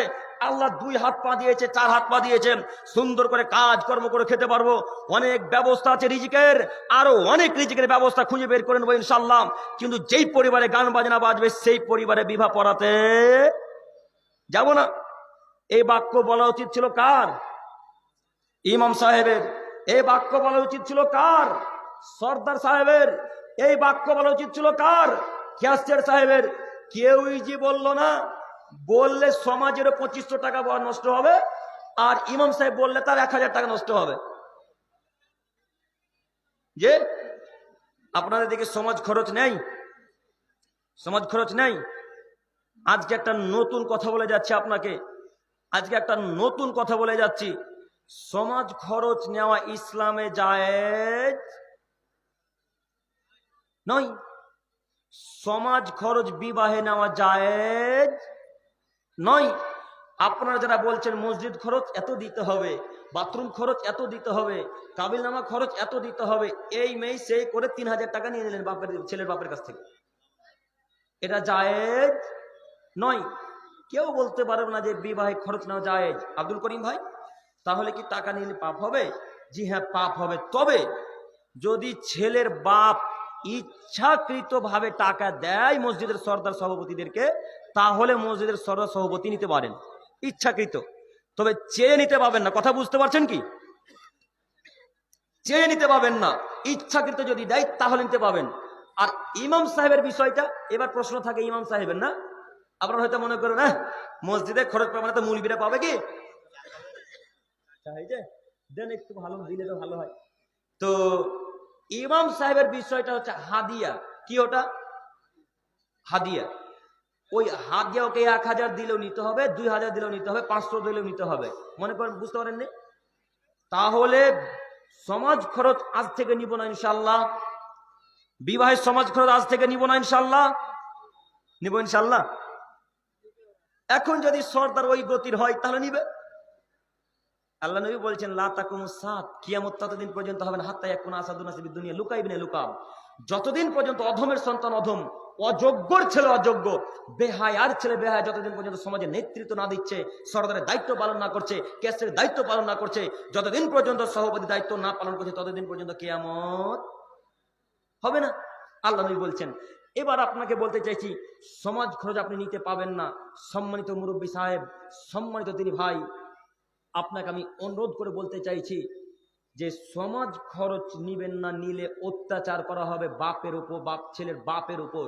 যদি সমাজ খরচ জোর করবো 2500, 3000, 3500 টাকা, 4000, এমন এমন এলাকা আছে যেখানে 5000 পর্যন্ত সমাজ খরচ নেওয়া হয় না? এরা নিশ্চিত অত্যাচার করেছে ছেলের বাপের উপরে। এই ছেলের বাপকে কিয়ামতের মাঠে নেকি দেওয়া লাগবে। ছেলের বাপের উপর তো অত্যাচার হলো। এবার ছেলের বাপ যে মেয়ের বাপের উপর অত্যাচার করেছে, এবার কি হবে? ছেলের বাপের উপর অত্যাচার হলো 5,000 টাকা নেওয়াতে, এবার ছেলের বাপ যে মেয়ের বাপের উপর অত্যাচার করেছে এই একটা কেটিএম গাড়ি নেওয়াতে। কথা বুঝাতে পারিনি? কথা বুঝতে পেরেছেন? আপনার আব্বু বলছে বিহাই আপনারই তো বেটি আসা যাওয়া করবে, তো একটা গাড়িগুলো দিলে কেমন হয়? দেখছেন টাকা মানে ওই পণ নেওয়ার কত দামি যুক্তি, আর কি সুন্দর টেকনিক। তিনি বলছেন যে বিহাই আপনার জামাই বেটি তো গাড়িতে যাতায়াত করবে, তো একটা গাড়িগুলো দিলে কেমন হয়, ভালো হয় না? তখন মেয়ের বাপ লজ্জায় পড়ে বলছে হ্যাঁ বিহাই দিলে তো ভালোই হয়। তখন মেয়ের বাপ কষ্ট করে, তখন মেয়ের বাপ ছেলের বাপ ছেলেকে একটা কেটিএম বা আর্চের গাড়ি দিচ্ছে। আচ্ছা যুবক, তোমাকে বলছি, তাকাও, তুমি আমার দিকে তাকাও, তোমরা যেটা বিবাহ করনি, তো তোমার বাপকে তুমি বলতে পারলে না যে আব্বু আমি কি কাপুরুষ, আব্বু আমি কি কাপুরুষ, আমি কেন মেয়ের বাপের কাছ থেকে পণ নিব? আব্বু আমরা পণ নিব না, আব্বু পণ নিব না, আমরা পণ নেওয়া হারাম আব্বু, আমরা আলেম ওলামা ইকরামদের কাছ থেকে শুনেছি আব্বু আমরা পণ নিব না। এই বাক্য বলতে পারলেন না কেন? তার মানে আপনারও অন্তর বলছে দিলেই ভালো হয়, দিলেই ভালো হয়, দিলেই ভালো হয়। মাঝে মাঝে শামসি স্টেশন যাবো আর মাঝে মাঝে বাড়ি চলে আসবো। হ্যাঁ এই যুবক তোমাদেরকে বলছি, এবার তোমরা শোনো, মেয়ের বাপের কাছ থেকে যদি গাড়ি নেওয়ার এতটাই শখ জাগে, তো বাপ বেটাকে আবার বলছি তোমরা একটু ভিক্ষা করতে বসিও। আজকে যার সাথে ভিক্ষা করতে বসলে আনুমানিক 20,000 টাকা উঠত। বাপ বেটা ভিক্ষা করিও। যদি বাপ বেটাকে ভিক্ষা করতে লজ্জা লাগে, তো বাপ বেটা ভিক্ষা করতে মালদা স্টেশন যেও, মালদা চিনতে পারবে না। আব্দুল করিম ভাই না, মালদার সবাই মানুষ আমাদেরকে চিনে, তো মালদাতে সবাই যদি চিনে ফেলে তাহলে হাওড়া শিয়ালদা চলে যাও, কেউ চিনতে পারবে না। বাপ বেটা ভিক্ষা করে করে করে করে করে করে করে করে করে করে করে যেদিন RTR KTM Pulsar Glamour super Splendor গাড়ি কেনার টাকা হবে, সেদিন বাপ বেটা কাতলামারিতে এসে মালদা বাজার থেকে গাড়ি কিনে বাড়িতে প্রবেশ করে বিবাহ করতে যেও। কথা বুঝতে পারেননি? সেদিন বিবাহ করতে গিয়ে যুবক, তবু তুমি তোমার মেয়ের বাপের কাছ থেকে 1 টাকা খরচ নিতে পারো না। যুবক, মেয়ের বাপের কাছ থেকে 1 টাকা খরচ নিবে, এটা ইসলাম মেনে নেয় না। সম্মানিত মুরব্বী সাহেব, আপনাকে অনুরোধ করে বলতে চাইছি, আপনি অযথা মেয়ের বাপের উপর অত্যাচার করবেন না, অযথা মেয়ের বাপের উপর অত্যাচার করবেন না। আল্লাহ তুমি আমাদের সকলকে সঠিক জ্ঞান এবং ইসলামিক বিদ্যা অর্জন করার তৌফিক দান করো। সকলেই বলি আমিন। সম্মানিত দিনী ভাই, সম্মানিত দিনী ভাই, একটু আমার দিকে তাকান। যেটা এবার বলতে চাইছি, আল্লাহ সুবহানাহু ওয়া তাআলা বলছেন, হে পৃথিবীর মানুষ তোমরা যারা জ্ঞান অর্জন করেছো, হে পৃথিবীর মানুষ তোমরা যারা বিদ্যা অর্জন করেছো, হে পৃথিবীর মানুষ তোমরা যারা শিক্ষা অর্জন করেছো, সেই অনুযায়ী তোমরা জাতির নিকটে পৌঁছে দাও, সেই অনুযায়ী তোমরা জাতির নিকটে বলে দাও, সেই অনুযায়ী তোমরা বক্তব্য পেশ করো, সেই অনুযায়ী তোমরা আমার সারা পৃথিবীর মানুষের মাঝে বলে দাও। সম্মানিত মুরব্বী সাহেব, একটু এবার আপনাকে বলি আল্লাহ নবী সাল্লাল্লাহু আলাইহি সাল্লামের সেই গুরুত্বপূর্ণ হাদিস। এবার আপনাকে আমি বলি রাসূল সাল্লাল্লাহু আলাইহি সাল্লামের সেই গুরুত্বপূর্ণ হাদিস। হাদিসটা কি? আবু হুরায়রা বলছেন, আল্লাহ রাসূল সাল্লাল্লাহু আলাইহি সাল্লাম বলেছেন, মান সুইলা আন ইলমিন, যদি কোনো মানুষকে জিজ্ঞাসা করা হয়, ফাকাতামাহু, আর সেই লোকটা যদি সেই কথাটাকে গোপন করে রাখে, কাতামা হলো লিজামিন মিনান নারি ইয়াউমাল কিয়ামা, আল্লাহ সুবহানাহু ওয়া তাআলা তার 2 কসাতে আগুনের লাগাম পরাবেন। লাগাম বুঝলেন কি? ঘোড়ার লাগাম দেখেছেন? দেখেছেন আপনারা? ঘোড়ার লাগাম দেখেছেন? যেমন আল্লাহর নবী বলছেন, মান সুইলান ইলমিন ফাকাতামাহু আল জামাহুল্লাহু বিলিজামিন মিনান নার ইয়াউমাল কিয়ামা, কিয়ামতের মাঠে ওই লোকটাকে আগুনের লাগাম পরা হবে 2 কসাতে, যে লোকটা প্রশ্ন জানার পরেও জাতির সামনে উত্তর দেয়নি। হুজুরকে প্রশ্ন করেছেন যে হুজুর, এই যে ভাবে আমরা সম্মিলিত মোনাজাত করছি আর বাড়ি উদ্বোধন করছি, এটা কি জায়েজ? তখন হুজুর বলছে নিশ্চিন্তে জায়েজ, নির্দ্বিধায় জায়েজ, বিন্দু মাত্র কোনো সন্দেহ অবকাশ নেই যে এটা বেদাত, একেবারে জায়েজ। হুজুর বলছে, এই হুজুর আল্লাহ রাসূলের কথাকে গোপন রাখলো না প্রকাশ করলো? গোপন রাখলো না। তাহলে এর কষাতে যদি এখন আগুনের লাগাম পরানো না হবে তো কাদের কষায় লাগাম পরাবেন আল্লাহ? এই হুজুরদের কষাতে লাগাম পরানো হবে? আমাদের মতো হুজুরদের কষাতে লাগাম পরানো হবে? আমাদের মতো হুজুরদের, আমাদের মতো বক্তাদের কষাতে আগুনে লাগাম পরানো হবে? বক্তা সাহেব স্টেজে এসে বক্তব্য রাখছে, না হাদিসের আলোচনা, না কোরআন মাজিদের ব্যাখ্যা, না কোরআন মাজিদের তরজমা করে। হুজুর দিন রাত শুধু কিস্সা কাহিনী বলে আর গজাল বলে, দিন রাত কিস্সা কাহিনী বলে আর গজাল বলে, দিন রাত কিস্সা কাহিনী বলে আর গজাল বলে। সারা পৃথিবীর মানুষের সামনে কিয়ামত পর্যন্ত যদি সারা পৃথিবীর মানুষ গজাল বলে, একটা মানুষ হেদায়েত পাবে কি? সবাই বলেন দেখি। সারা আদমের ছেলে মেয়েকে গজাল বলতে শুরু করেন, আর সারা পৃথিবীর মানুষকে মনোযোগ সহকারে গজাল শুনতে বলেন, একটা কথা বলে না এরা। আজ পর্যন্ত আপনারা কেউ দেখেছেন বা প্রমাণ করতে পারবেন যে গজাল শোনার পর এই লোকটা নামাজ ধরেছে? যে পারবেন না। কিন্তু আমাদের কাছে হাজারো প্রমাণ আছে। দিন রাত মানুষ ফোন করে বলে, আব্দুল করিম ভাই আপনার বক্তব্য শোনার পর দাড়ি ছেড়েছি, আপনার বক্তব্য শোনার পর 5 ওয়াক্ত সালাত আদায় শুরু করেছি, আপনাদের বক্তব্য শোনার পর আমরা বিড়ি গুলগুটকা খেতাম, এই বিড়ি গুলগুটকা ছেড়ে দিয়েছি। হুজুর যে 20টা 25টা 10টা 15টা গজাল বললাম, এই 10টা 15টা গজালের জায়গাতে যদি 3টা থেকে 4টা 5টা 6টা হাদিস পেশ করতো, তাহলে গজাল যে জায়গাতে বলা হলো সেই জায়গাতে হাদিস মানুষ শ্রবণ করতো না। কথা বুঝাতে পারি না আমি। শুনো, মানুষ পরিবর্তন হতো কি হতো না? আশাবাদী হতো। এখানে এখন হয়তো 2-3 হাজার লোক আছে, 2-3 হাজারের মধ্যে সবাই আজকে হেদায়েত পাবে এটা আমরা বলতে চাইছি না। 2-3 হাজারের মধ্যে একটা মানুষ যদি হেদায়েত পায় তাহলে আজকে জালসা সফল ইনশাআল্লাহ। তো একজন তো হেদায়েত পাবে। তো আপনার হুজুর যে এতক্ষণ ধরে গজাল বলে, এতক্ষণ পর্যন্ত গজাল বলে যে একবার নিষেধ করতে পারেন না কেন বলেন? হুজুর এমন গতিতে গজাল বলছে, কোনটা ওই শিরকি গজাল কোনটা বেদাতি গজাল হুজুর পার্থক্য করতে পারে না। যদি হুজুর পার্থক্য করতে পারত তাহলে হুজুর বলতো, এই পৃথিবীর সৃষ্টি তোমার নামের ওসিলায়, ও মদিনার কামলিওয়ালা। সবার মুখস্থ আছে না গজলটা? একেবারে স্পষ্ট শিরক। তার মানে কি বলতে চাইছে গজল আপনি জানেন?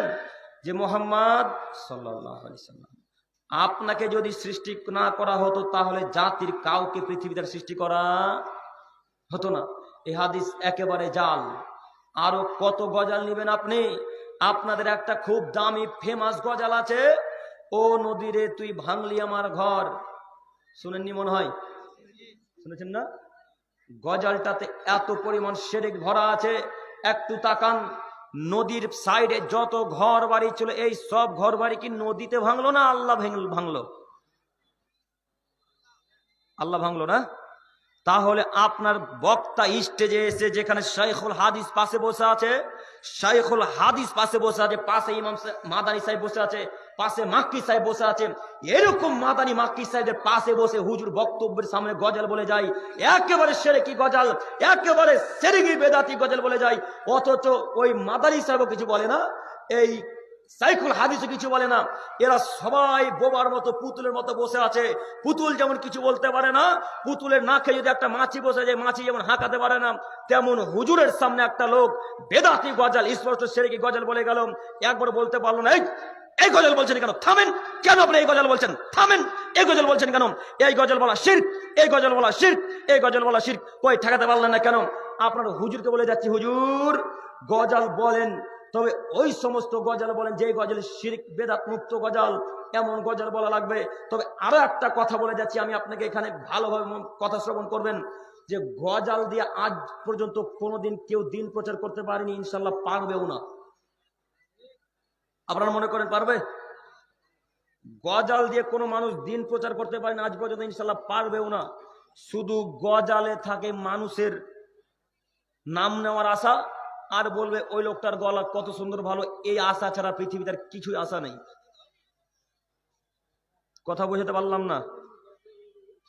তাহলে আপনারা একবার নিষেধ করতে পারলেন না কেন? এত বেদাতি বেদাতি আরো একটা গজাল বলি দেখি আপনাদের মনে আছে কিনা।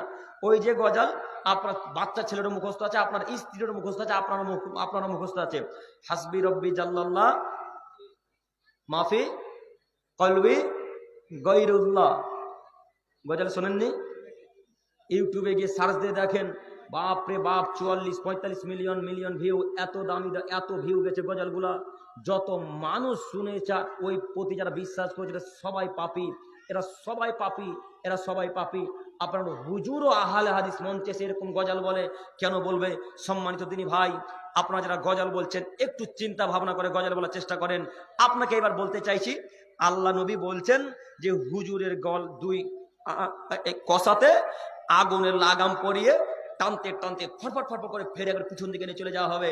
এরা হলো হুজুর মানুষ, এরা হলো আলেম মানুষ, এরা হলো বক্তা মানুষ, যারা সঠিক জানার পরেও জাতির সামনে বলেনি, যারা প্রশ্ন করেছে মানুষ আলেম ওলামা ইকরামদের কাছে, কিন্তু নিজের সম্মানের ক্ষেত্রে নিজের ব্যবসাকে টিকে রাখার জন্য, ব্যবসাকে টিকে রাখার জন্য হাদিসকে গোপন করে রেখে বলেছে হ্যাঁ এই ব্যবসা জায়েজ, ওই ব্যবসা হালাল।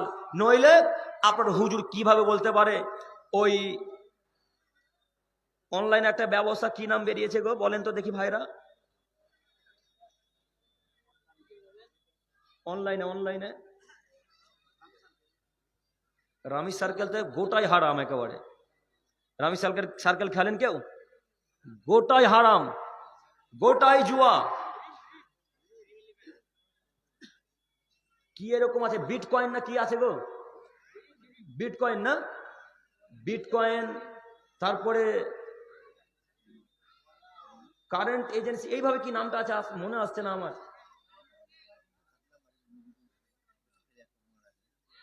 কত টাকা আছে? 1000? কি নাম বললেন ওনার? নজরুল হোসেন সাহেবের ছেলে মারা গেছে, উনি 700 টাকা দান করেছেন। আল্লাহ তুমি ওনার দানকে কবুল করো, আল্লাহুম্মা সাল্লি আলাই। আল্লাহ তুমি ওই ছেলের কবর আযাবকে মাফ করে জান্নাতুল ফিরদাউস দান করো, সকলে বলি আমিন। আল্লাহুম্মা গফির লাহুম ওয়ারহামহুম। আল্লাহ তুমি তার উপর দয়া করো, তার প্রতি রহম করো। তো বিটকয়েনটা মনে এলো, একটু আপনাকে বলছি, বিটকয়েনের ব্যবসা হালাল না হারাম? হারাম, একেবারে হারাম। কেউ বিটকয়েনের ব্যবসা করেন? কেউ করেন কি? আপনারা অনেকে আছেন হয়তো লজ্জাতে বলছেন না, তবে আপনাদেরকে বলছি দিনী ভাইরা, বিটকয়েনের এই ব্যবসা করবেন না। সম্মানিত দিনী ভাই, আরো একটা কথা বলি আপনাকে, যে হুজুর যতক্ষণ পর্যন্ত নিজের ব্যবসাকে টিকিয়ে রাখার জন্য বলবে এটা জায়েজ। আরো একটা কথা বলি, হুজুর বিটকয়েন নিজেও করে ব্যবসা, তাই হুজুর বলেছে জায়েজ।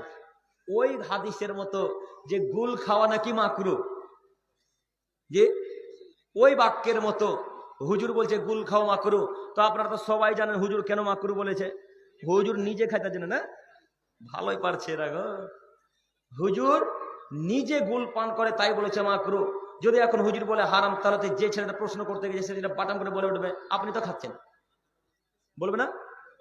তাই হুজুর বলেছে মাকরুহ। তো এই কথাটা ওই কথার মতো, বিটকয়েনের ব্যবসা হুজুরের কাছে যখন ফতোয়া নিতে গেছে তখন হুজুর বলেছে হ্যাঁ জায়েজ করতে পারে। আপনি খোঁজ খবর নিয়ে দেখেন হুজুর নিজে বিটকয়েনের ব্যবসা করে।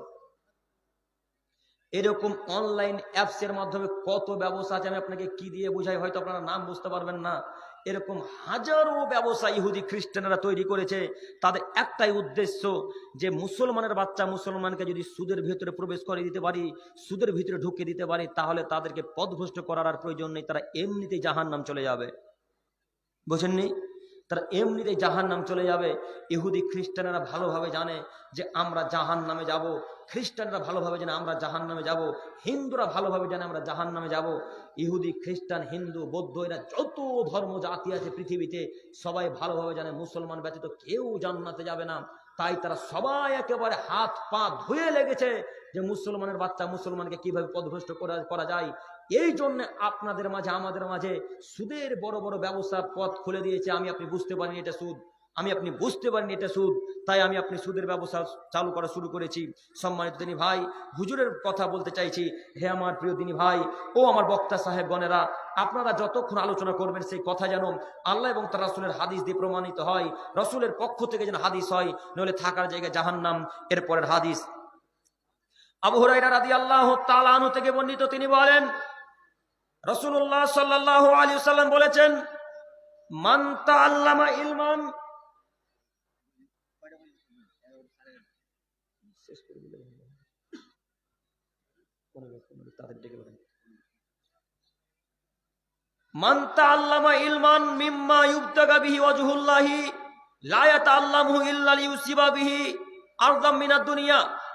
মুহাম্মদ সাল্লাল্লাহু আলাইহি ওয়াসাল্লাম বলছেন, পৃথিবীর মানুষ, তোমাদের মধ্যে যদি কোনো মানুষ মানুষের কাছে ভালো হওয়ার জন্য জ্ঞান চর্চা করে, তোমাদের মধ্যে যদি কোনো মানুষ আল্লাহকে খুশি করা বাদ দিয়ে কোনো মানুষের কাছে নাম নেওয়ার জন্য, মানুষের কাছে ভালো হওয়ার জন্য ভালোভাবে বক্তব্য দেয়, পৃথিবীর মানুষ, তোমাদের মধ্যে যদি কোনো মানুষ মানুষের কাছে ভালো হওয়ার জন্য, মানুষের কাছে প্রশংসা নেওয়ার জন্য যদি কেউ জ্ঞান চর্চা করে, আলেম হয়, মিনাদ দুনিয়া, দুনিয়াতে এরকম কাজকর্ম কেউ যদি করে, সেই লোকটা কিয়ামতের মাঠে জান্নাতের গন্ধ পাবে না।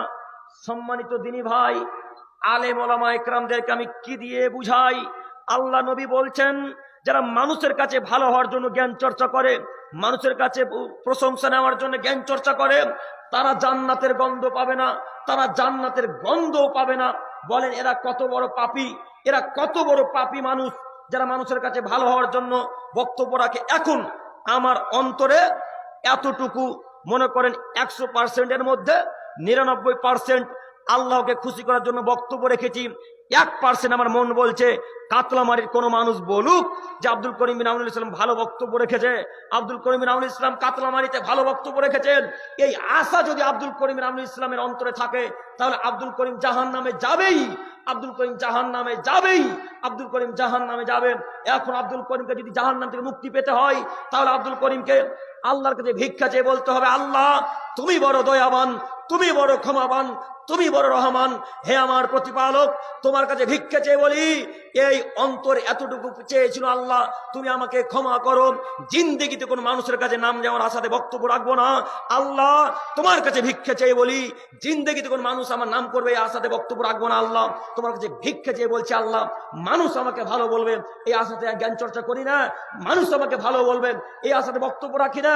আল্লাহ তুমি অন্তরে খবর জাননেওয়ালা, আল্লাহ তুমি অন্তরে খবর জানো, আল্লাহ আমার অন্তরকে তুমি পরিষ্কার করে রেখো। আল্লাহ তোমার কাছে ভিক্ষা চেয়ে বলি, মাবুদ আমার বক্তব্যে যেন মানুষ পরিবর্তন হয়, আল্লাহ আমার বক্তব্যে যেন মানুষ পরিবর্তন হয়, আমার অন্তর 1 সেকেন্ডের জন্য যেন মানুষ ভালো বলে, এই অন্তরে অহংকার বা এই নাম নেওয়ার উদ্দেশ্য যেন আমার অন্তরে না আসে। আল্লাহ তুমি কবুল করো। আপনাকে বলতে চাইছি, যদি কোনো মানুষ এতটুকু 1% আশা করে যে কাতলামারি মানুষ আমাকে ভালো বলবে, তাহলে তার থাকার জায়গা কোথায়? জাহান্নাম। এবার আপনাকে আমি জলজান্ত বাস্তব আপনাদের উদাহরণ দিয়ে দেখাচ্ছি। দেখুন, আপনাদের মসজিদের ইমাম সাহেবের উদাহরণ দিয়ে বলি, একটু আপনি তাকান। আপনাদের মসজিদের ইমাম সাহেবের কেরাত অতীব সুন্দর, খুব কণ্ঠ ভালো, একেবারে কারি সুদাইসের মতো, একেবারে কারি সুদাইসের মতো কণ্ঠ, অতীব মিষ্টি কণ্ঠে তেলাওয়াত করছে। মাগরিবের মিষ্টি সালাত আদায় করার পর যখন মুসল্লিরা চলে যাচ্ছিল, তখন একটা যুবককে ধরে বলছে, আব্দুর রহমান আজকের কেরাতটা কেমন হয়েছে গো, কেরাতটা ভালো হয়েছে কি? তখন আব্দুর রহমান বলছে, হ্যাঁ কেরাতটা খুব আজকে আপনার সুন্দর হয়েছে। তার মানে ইমাম সাহেবের অন্তর বলছে আমার একটু নাম করুক লোকে। কথা বোঝাতে পারলাম না? অন্তর বলছে একটু নাম করুক, তাহলে আমার একটু খুশি খুশি হবে। বক্তা সাহেব মনে করেছে যে আমার একটু নাম হোক না, তাহলে লোকে আমাকে ভালো বলবে। মুখলেসুর রহমান মারা গেছে, বেঁচে আছেন, অসুস্থ। মুখলেসুর রহমানের আম্মু অসুস্থ আছেন। আল্লাহ তুমি ওনার আম্মুকে অতীব তাড়াতাড়ি সুস্থতা দান করো, সকলে বলি আমিন। লাবাসে তোহারেন ইনশাআল্লাহ। আদিহিবিল বাশরাব্বান নাস ওয়াসমান তাসাফিলা শিফা আল্লাহ শিফাউকা শিফা আল্লাহ ইউগাদিরু সাকামা।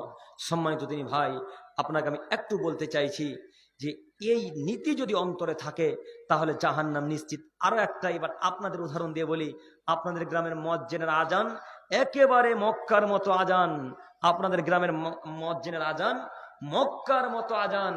এই মক্কার কণ্ঠে আজান দেওয়ার পরে মাগরিবের সালাত শেষে সবাইকে বলছে, আজানটা কি আজকে ভালো হয়েছে? আজানের কণ্ঠ আজকে ভালো ছিল? তখন কোন একটা যুবক বলছে, হ্যাঁ আপনার কণ্ঠ খুব ভালো। তখন তার অন্তরটা একবারে মন মে লাড্ডু ফুটা হয়ে গেল। তখন তার অন্তরটা মতিউর রহমান সাহেব সালাহতপুর থেকে 200 টাকা দান করেছেন। আল্লাহ তুমি দানকে কবুল করো, আমিন। আল্লাহুম্মা সাল্লি আলাই আল্লাহ। তো আমি আপনাকে বলতে চাইছি, এতটুকু কাজ যদি ইসলামের জন্য করেন, একদম কাকে খুশি করার জন্য করবেন? আল্লাহকে। আজকে মনে করেন কোন মানুষ এই জালসার কমিটির দায়িত্বে আছে, সবাই একইভাবে খাটবে, এটা কোনোদিন সম্ভব নয়। প্রত্যেকটা ছেলে একইভাবে দায়িত্ব পালন করবে, এটা সম্ভব নয়। তো আমাদের কমিটির মধ্যে কোনো একটা কমিটি খুব বেশি কাজ করছে এই উদ্দেশ্যে যে লোকে যেন আমাকে বলে এই ছেলেটা আজকে খুব কাম করেছে। বুঝতে পারছেন কি? এই উদ্দেশ্যে যদি আজকের মাহফিলে কাজকর্ম করে তাহলে তার থাকা জায়গা জাহান্নাম। একদম 100-তে 100 আল্লাহকে খুশি করার উদ্দেশ্যে কাজকর্ম করা লাগবে। মনে থাকবে ইনশাআল্লাহ। আল্লাহ তুমি আমাদেরকে বুঝার তৌফিক দান করো, সকলে বলি আমিন। সম্মানিত তিনি ভাই, এরপরের হাদিস, এইবার যে হাদিস বলতে চাচ্ছি সে হাদিস অতীব গুরুত্বপূর্ণ, অতীব মূল্যবান হাদিস। দেখো যুবক ভাই, তোমার উপকার হচ্ছে কিনা। কাব বিন মালিক রাদিয়াল্লাহু তাআলা আনহু বলেন, রাসূলুল্লাহ সাল্লাল্লাহু আলাইহি ওয়াসাল্লাম বলেছেন, মান তালাবাল ইলমা লিউজারিয়া বিহিল উলামা, যদি কোনো মানুষ জ্ঞান অর্জন করে আলেমদের মাঝে ঝগড়া লাগানোর উদ্দেশ্যে, একটু তাকান, আল্লাহ নবী বলছেন মান তালাবাল ইলমা লিউজারিয়া বিহিল উলামা, যদি কোনো মানুষ জ্ঞান চর্চা করে আলেমদের মাঝে ঝগড়া লাগানোর উদ্দেশ্যে, আদখালাহুল্লাহুন নার, তাহলে আল্লাহ তাকে জাহান্নামে দিবেন।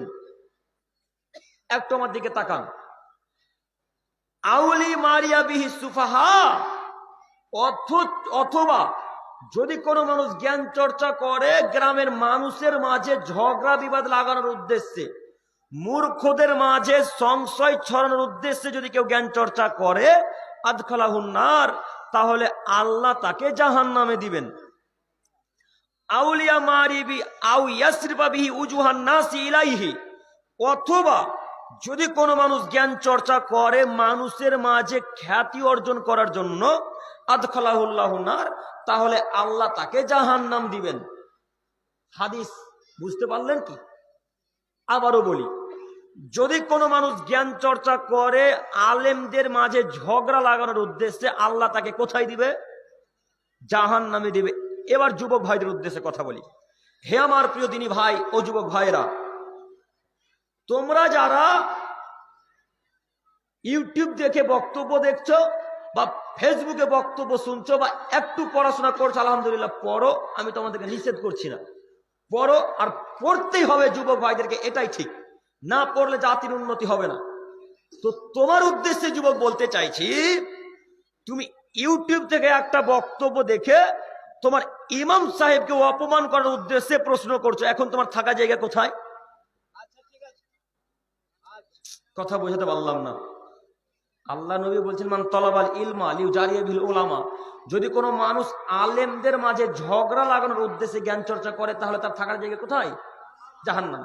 আপনি ইউটিউব থেকে একটা ফতোয়া দেখেছেন, আসলে ফতোয়াটা ভালো, মনে করেন মোহাম্মদ আবু বকর জাকারিয়া তিনি ফতোয়া দিয়েছেন, চেনেন মোহাম্মদ জাকারিয়াকে, আবু বকরকে চেনেন না? মনে করেন আসাদুল আল গালিব ফতোয়া দিয়েছেন, মনে করেন আব্দুর রাজ্জাক বিন ইউসুফ ফতোয়া দিয়েছেন। এই ফতোয়াটাকে গ্রহণ করে এসে আপনাদের ইমাম সাহেবকে প্রশ্ন করছেন, ইমাম সাহেব এটা করা যাবে? তখন ইমাম সাহেব বলছে তাই তো বুঝতে পারছি না। আপনি কিন্তু ফতোয়াটা জিজ্ঞেস করেছেন তাকে অপমান করার উদ্দেশ্যে। কথা আমি বোঝাতে পারছি কি? ফতোয়াটা কিন্তু জিজ্ঞাসা করেছেন অপমান করার উদ্দেশ্যে, নিজে পরিবর্তন হবে না এই উদ্দেশ্যে নয়। এই উদ্দেশ্য যদি থাকে, আদখালাহুল্লাহুন নার, আল্লাহ আপনাকে জাহান্নামে দিবেন। আপনাকে এবার আমি আরো কথা বলতে চাইছি, এতটুকু পড়াশোনা করার পর ইমাম সাহেবের পিছনে আপনি পড়ে গেলেন কেন? আর অধিকাংশ মসজিদ থেকে যে ইমাম সাহেবরা পালিয়ে যায় এই ছেলেগুলোদের কারণে, হাজারো প্রমাণ আছে। অধিকাংশ মসজিদ থেকে যে ইমাম সাহেবরা মসজিদ ছেড়ে চলে যায় এই সাধারণত ছেলেগুলাদের কারণে। কেন? এরা দিন রাত থেকে বিরক্ত করে, এরা দিন রাত থেকে বিরক্ত করে, দিন রাত থেকে বিরক্ত করে। শোনো যুবক, তোমাকে বলছি, যদি তোমার উদ্দেশ্য মানুষকে পরিবর্তন করা হয়, আলহামদুলিল্লাহ ভালো কথা, আলহামদুলিল্লাহ ভালো কথা, আলহামদুলিল্লাহ ভালো কথা। আর যদি উদ্দেশ্য ইমামকে অপমান করা হয়, আরো গ্রামের মানুষকে অপমান করার উদ্দেশ্য হয়, মনে রেখো তুমি আল্লাহ রসুলের কথা। আল্লাহ নবী বলছেন আদখালাহুল্লাহ নার, আল্লাহ তাকে জাহান্নামে দিবেন, আল্লাহ তাকে জাহান্নামে দিবেন, আল্লাহ তাকে জাহান্নামে দিবেন। হে আমার প্রিয় দিনী ভাই, আপনাদেরকে আমি বলি, ইমাম সাহেবকে আপনি ফতোয়া জিজ্ঞেস করবেন, খুব নরম ভাষাতে, একেবারে মিষ্টি ভাষাতে গিয়ে ইমাম সাহেবকে বলবেন, ইমাম সাহেব একটা কথা ছিল বলার, যদি অনুমতি দিতেন তো বলতাম। এত সম্মান কেন তার বলেন তো দেখি? ইমাম মানে কি বলেন তো? ইমাম মানে নেতা, তাই না? এই জন্য তার এত সম্মান দিয়ে আপনাকে বলা লাগবে যে ইমাম সাহেব একটা প্রশ্ন করার ছিল, অনুমতি দিবেন কি? যদি অনুমতি দেয় তো প্রশ্ন করবেন, যদি অনুমতি না দেয় তো প্রশ্ন করবেন না। বোঝা যায়নি? হয়তো ওই সময়তে ওই ইমাম সাহেবের আমাদের প্রশ্নটা না জানাও থাকতে পারে, তখন আবার আপনি মনে করিয়েন না যে ইমাম সাহেবরা পড়াশোনা করে না বলে ফতোয়া দিতে পারে না। এ বাক্য মনে করবেন না। সবাই সব বাক্য জানে এটা ঠিক, এটা ভুল, একেবারে ভুল। এবার আপনাকে বলি যে ইমাম সাহেবকে অপমান করার উদ্দেশ্যে যদি কোনো মানুষ জিজ্ঞাসা করে বা জ্ঞান চর্চা করে বা কোনো ফতোয়া জানে, তাহলে এর থাকার জায়গায় জাহান্নাম। এইখানে একটা আরো কথা বাড়তি পেশ করছি, সেটা হচ্ছে এই যে ইমাম সাহেবকে কখনো কোনোদিন আপনারা আদেশ করবেন না। কেমন আদেশ? ইমাম সাহেব ওই যে বদনাটা পড়ে আছে মানে তুলেননি কেন? বদনা বুঝেন কি? লোটা লোটা উজু করার পর বদনাটা। ইমাম সাহেব মসজিদ ঝাড়ু দেননি কেন? মসজিদ এখনো অপরিষ্কার আছে মানে মসজিদ ঝাড়ু দেননি কেন? এরকম কাতলামারির মানুষ বলে? আচ্ছা, আপনাদেরকে বলছি, যারা আপনারা এইভাবে ইমামকে ধমক দিয়ে কথা বলছেন, আপনি চাকর পেয়েছেন নাকি? হ্যাঁ, আপনি চাকর পেয়েছেন বাড়ির? জি ইমাম সাহেব ওইভাবে আপনি ইমাম সাহেবকে ওইভাবে ধমক দিয়ে কথা বলবেন কেন? আপনি ইমাম সাহেবকে ধমক দিয়ে কথা বলবেন? ইমাম মানে নেতা, ইমাম মানে নেতা। ইমাম সাহেব যা বলবে আপনাদের কাতলামারির মানুষ শুনতে বাধ্য, যদি সেটা হাদিস মোতাবিক হয়, কোরআন মোতাবিক হয়। বুঝেননি? আপনারা শুনতে বাধ্য। বাক্যকে উল্টে দিয়ে সর্দার ইমামকে আদেশ করে, আশ্চর্য, বুঝতে পারলাম না। সর্দার সভাপতি কেসের কিভাবে বলতে পারে ইমাম সাহেব বাথরুম পরিষ্কার করেননি কেন? কি ব্যাপার? মসজিদ ঝাড়ু দেননি কেন? কি ব্যাপার? ওযুখানা পরিষ্কার করেননি, কি ব্যাপার? আপনি ইমামকে ধমক দিয়ে কথা বলার কে? আপনি ইমাম সাহেবকে ধমক দিয়ে কথা বলতে পারেন না। বাথরুম আপনি পরিষ্কার করবেন, মসজিদ আপনি ঝাড়ু দিবেন, মসজিদ পরিষ্কার আপনি করবেন। ইমাম সাহেব বাথরুম পরিষ্কার করবে না, মসজিদ ঝাড়ু দিবে না। যদি ঝাড়ু দেওয়ার ইচ্ছা হয় ইমাম সাহেব দিবে, যদি ইচ্ছা না হয় তো না দিবে। আপনি ইমামকে ধমক দিয়ে কথা বলতে পারেন না। শুধু কি নিয়ে কি ইমাম সাহেবের প্রয়োজন আপনাদের নাই? যে শুধু নেকি কি ইমামের প্রয়োজন আপনাদের নাই? আপনাদের নেকি প্রয়োজন আছে তো কই পায়খানাটা পরিষ্কার করলেন না গিয়ে? জোর গলায় ধমক দিয়ে বলতে পারেন ইমাম সাহেব পায়খানা তো অপরিষ্কার কেন, নোংরা হয়ে আছে কেন, পরিষ্কার করেন। ইমাম সাহেব পায়খানা পরিষ্কার করার জন্য আসেনি। ইমাম সাহেব শুধু দায়িত্ব নিয়েছে সালাত আদায় করা হবে আর জুমার দিনে খুতবা দিবে, এই ব্যতীত আর জিন্দেগিতে কিছু কাজ করবে না। ইচ্ছা হলে পায়খানা পরিষ্কার করবে, ইচ্ছা হলে মসজিদ ঝাড়ু দিবে, ইচ্ছা হলে বাথরুম পরিষ্কার করবে, ইচ্ছা হলে গেট লাগাবে, ইচ্ছা হলে গেট না লাগাবে। বুঝেননি কথা? ইমাম সাহেব আপনার গোলাম নয়। তবে এমনও ইমাম সাহেব আছে যারা গোলাম হয়ে থাকার চেষ্টা করে। সেই সমস্ত ইমামদের উদ্দেশ্যে বলছে, হে আমার প্রিয় দিনী ভাই, আপনি নিজের গতিতে থাকার চেষ্টা করেন। নিজের গতিতে থাকার চেষ্টা করবেন, যে কখনোই আপনি অন্য কোনো মানুষের উপর ভরসা করে চলবেন না, কোন মানুষের উপর ভরসা করবেন না। আল্লাহ নবী বলছেন, আব্দুল্লাহ ইবনে মাসউদ রাদিয়াল্লাহু তাআলা থেকে বর্ণিত, তিনি বলেন রাসূল সাল্লাল্লাহু আলাইহি সাল্লাম বলেছেন, যদি কোনো মানুষের উপর ভরসা করা বাদ দেয়, মানুষের উপর নির্ভর করা বাদ দেয়, তাহলে আল্লাহ তাআলা তার রিজিকে বরকত দিবেন। আল্লাহু আকবার। আল্লাহ রিজিকে বরকত দিবেন। তাহলে যারা ইমাম সাহেবেরা সর্দারকে ভয় করে যারা বক্তব্য রাখছে, এরা কি তাহলে সর্দারকে রিজিকের মালিক ভেবেছে না আল্লাহকে?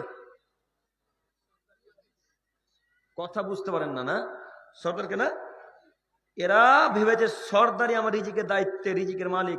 অথচ রিজিকের মালিক কে? আল্লাহ। আপনাকে একটা বাস্তব কথা বলবো কি? এই দেখেন, এইদিকে আমাদের জঙ্গিপুর দিকের ঘটনা। এই জুমার খুতবাতে এইভাবে বক্তব্য দিচ্ছেন, তো যখনই সুদের কথা উঠেছে বক্তব্যের মাঝে, তখন এক সাইডে সুদখোর সভাপতি বসে আছে। তখন সুদখোর সভাপতি এভাবে গলা খা করে দিয়ে বলছে, তার মানে বলা যাবে না।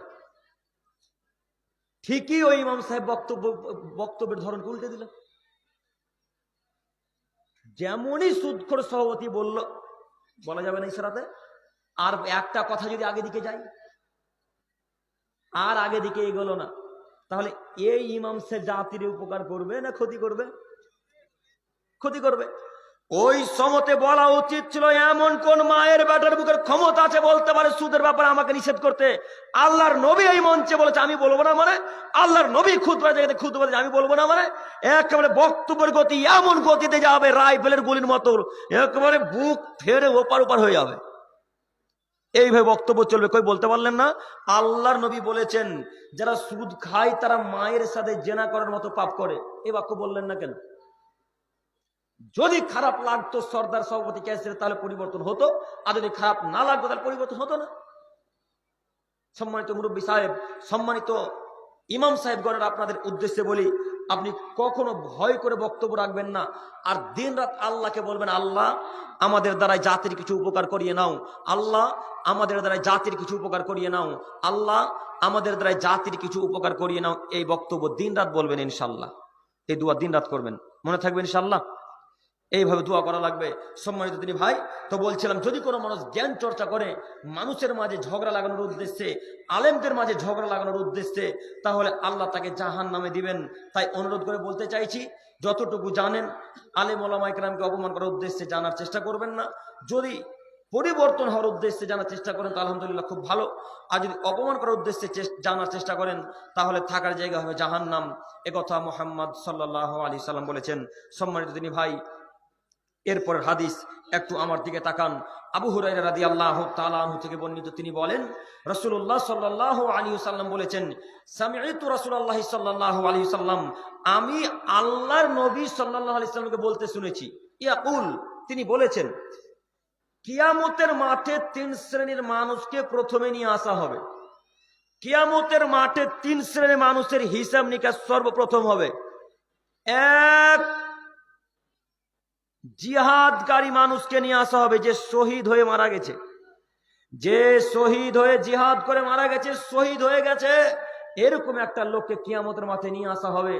নিয়ে এসে আল্লাহ তাআলা তাকে জিজ্ঞাসা করবেন, তোমাকে এত ক্ষমতা দিয়েছিলাম, তোমাকে এত শক্তি দিয়েছিলাম, এই শক্তি কোন কাজে ব্যয় করেছো, এই শক্তি কি কাজে ব্যবহার করেছো? তখন ওই লোকটা এক বাক্যে উত্তরে বলবে, আল্লাহ তুমি যে এই শক্তি আমাকে প্রদান করেছিলে, তুমি যে ক্ষমতা আমাকে দিয়েছিলে আল্লাহ, এই ক্ষমতা আমি তোমার রাস্তায় জিহাদ করে শেষ করে দিয়েছি, এই শক্তি আমি তোমার রাস্তায় জিহাদ করে নষ্ট করেছি আল্লাহ। আমি মানুষদেরকে হত্যা করে দেখি যারা তোমার বিরুদ্ধে কথা বলেছে, আমি জিহাদ করে মানুষকে হত্যা করেছি আল্লাহ। এ বাক্য বলতেই থাকবেন বলতেই থাকবেন। তখন আল্লাহ তাআলা এক পর্যায়ে বলবেন, কাদাবতা, তুমি মিথ্যা বলছো, তুমি মিথ্যা বলছো।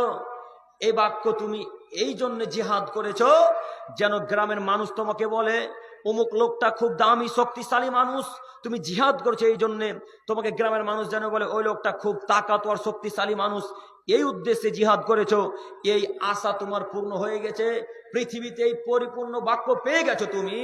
এরপরে আল্লাহ তাআলা ফেরেশতাদেরকে আদেশ করবেন, ফেরেশতাদেরকে আদেশ করে বলবেন, শোনো, এই লোকটাকে, শহীদ ব্যক্তিকে মুখ নিচের দিকে রাখো আর পা দুটাকে উপর দিকে করো, মুখ নিচের দিকে রেখে পা দুটাকে উপর দিকে করে টানতে টানতে ছেঁচড়াতে ছেঁচড়াতে মুখের বলে নিয়ে গিয়ে জাহান্নামে নিক্ষেপ করা হবে। এরা হলো শহীদ মানুষ। সম্মানিত দিনী ভাই, আপনাকে আমি কি দিয়ে বুঝাবো বলেন? শহীদ মানুষের অবস্থা কত খারাপ। যারা আল্লাহকে খুশি না করার উদ্দেশ্যে জিহাদ করেছে, যারা মানুষের কাছে নাম নেওয়ার উদ্দেশ্যে যারা জিহাদ করেছে, তাদের অবস্থা এটা এক। দ্বিতীয় যে লোকটাকে কিয়ামতের মাঠে উপস্থিত করা হবে সে লোকটা হলো আলেম মানুষ। দ্বিতীয় যে লোকটাকে কিয়ামতের মাঠে উপস্থিত করা হবে সে লোকটা হলো বক্তা মানুষ। দ্বিতীয় যে লোকটাকে কিয়ামতের মাঠে উপস্থিত করা হবে সে হলো কারি মানুষ, মুফতি মানুষ। এই লোকটাকে কিয়ামতের মাঠে নিয়ে এসে আল্লাহ তাআলা জিজ্ঞাসা করবেন, ও মুফতি সাহেব, ও বক্তা সাহেব, ও কারি সাহেব, আপনাকে এত জ্ঞান দিয়েছিলাম, এত বিদ্যা দিয়েছিলাম, এত সুন্দর বলার ভঙ্গিমা দিয়েছিলাম, এই সব কিছু কিসের জন্য করেছেন, কি উদ্দেশ্যে বক্তব্য রেখেছেন? তখন আলেম ওলামায়ে কেরামগণ, বক্তা সাহেব, কারি সাহেব, মুফতি সাহেব, এরা এক বাক্যে আল্লাহকে বলবেন, আল্লাহ এই বক্তব্য তোমাকে খুশি করার জন্য দিয়েছি, এই কেরাত তোমাকে খুশি করার জন্য করেছি। আল্লাহ মানুষ যেন পরিবর্তন হয় এই আশাতে বক্তব্য রেখেছি, মানুষ যেন পরিবর্তন হয় এই আশাতে আমি কেরাত করেছি, মানুষ যেন পরিবর্তন হয় এই আশাতে আমি ফতোয়া দিয়েছি। আল্লাহ এ বাক্য আলেম ওলামায়ে কেরামগণ, মুফতিগণ বলতেই থাকবেন, বলতেই থাকবেন, বলতেই থাকবেন। এক পর্যায়ে আল্লাহ বলবেন, কাযাবতা, তুমি মিথ্যা বলছো, এই বক্তব্য তুমি আমাকে খুশি করার জন্য দাওনি, এই বক্তব্য তুমি কাতলামারি মানুষকে খুশি করার জন্য দিয়েছিলে, এখন তোমার থাকার জায়গায় জাহান্নাম। এই কেরাত তুমি আমাকে খুশি করার জন্য করেনি, মাগরিবের সলাতের সময়, ফজরের সলাতের সময়, এশার সলাতের সময় এই কেরাত আমাকে খুশি করার জন্য করনি। যত মুসল্লি এসেছিল তাদের কাছে বাহুবা নেওয়ার জন্য, তাদের কাছে নাম নেওয়ার জন্য তুমি এত সুন্দর কেরাত করেছিলে, এখন তোমার থাকার জায়গায় জাহান্নাম। এরপরে যারা আলেম মানুষ তাদেরকে জিজ্ঞাসা করা হবে, এইভাবে তুমি কি বক্তব্য রেখেছিলে? তখন সময় বক্তাগণেরা বলবে, আল্লাহ তোমার উদ্দেশ্যে বক্তব্য রেখেছিলেন। তখন আল্লাহ বলবেন, কাযাবতা, তুমি মিথ্যা বলছো। এদের সবাইকে ফেরেশতা মণ্ডলী মুখ নিচে দিকে করবেন, আর পা দুটোকে উপর দিকে করে মুখের বলে ছেঁচড়াতে ছেঁচড়াতে টানতে টানতে টানতে নিয়ে গিয়ে জাহান্নামে নিক্ষেপ করে দেওয়া হবে। সম্মানিত দিনী ভাই, আমি আপনাকে কি দিয়ে বুঝাই আলেমদের অবস্থা কত কঠিন, আমি আপনাকে কি দিয়ে বুঝাই আমাদের মতো বক্তাদের অবস্থা কত কঠিন, আমি আপনাকে কি দিয়ে বুঝাই মুফতিদের অবস্থা কত কঠিন, আমি আপনাকে কি দিয়ে বুঝাই মুফতিদের অবস্থা কত কঠিন। আপনাকে একটা বক্তব্য পেশ করি মুফতি সাহেবের, আপনার যুবক ভাইরা হয়তো সকলেই দেখেছেন বা সকলেই জানবেন। আপনার মুফতি সাহেবকে জিজ্ঞাসা করা হচ্ছে যে, মুফতি সাহেব, ব্যাংকের সুদ নেওয়া কি জায়েজ? তখন আপনার মুফতি সাহেব বলছে, জি হ্যাঁ, ব্যাংকের সুদ নেওয়া জায়েজ, অমুক কিতাবে আছে। এবার দেখেছেন আপনারা? দেখেছেন? নাম বলছেন কেন? আমি জিন্দেগিতে কোনো বক্তার নাম বলি না। আপনারা অবশ্যই বুঝে গেছেন, হুজুর যদি বলে ব্যাংকের সুদ নেওয়া জায়েজ, তাহলে গ্রামের সবাই তো এখন সুদ নিবে গো।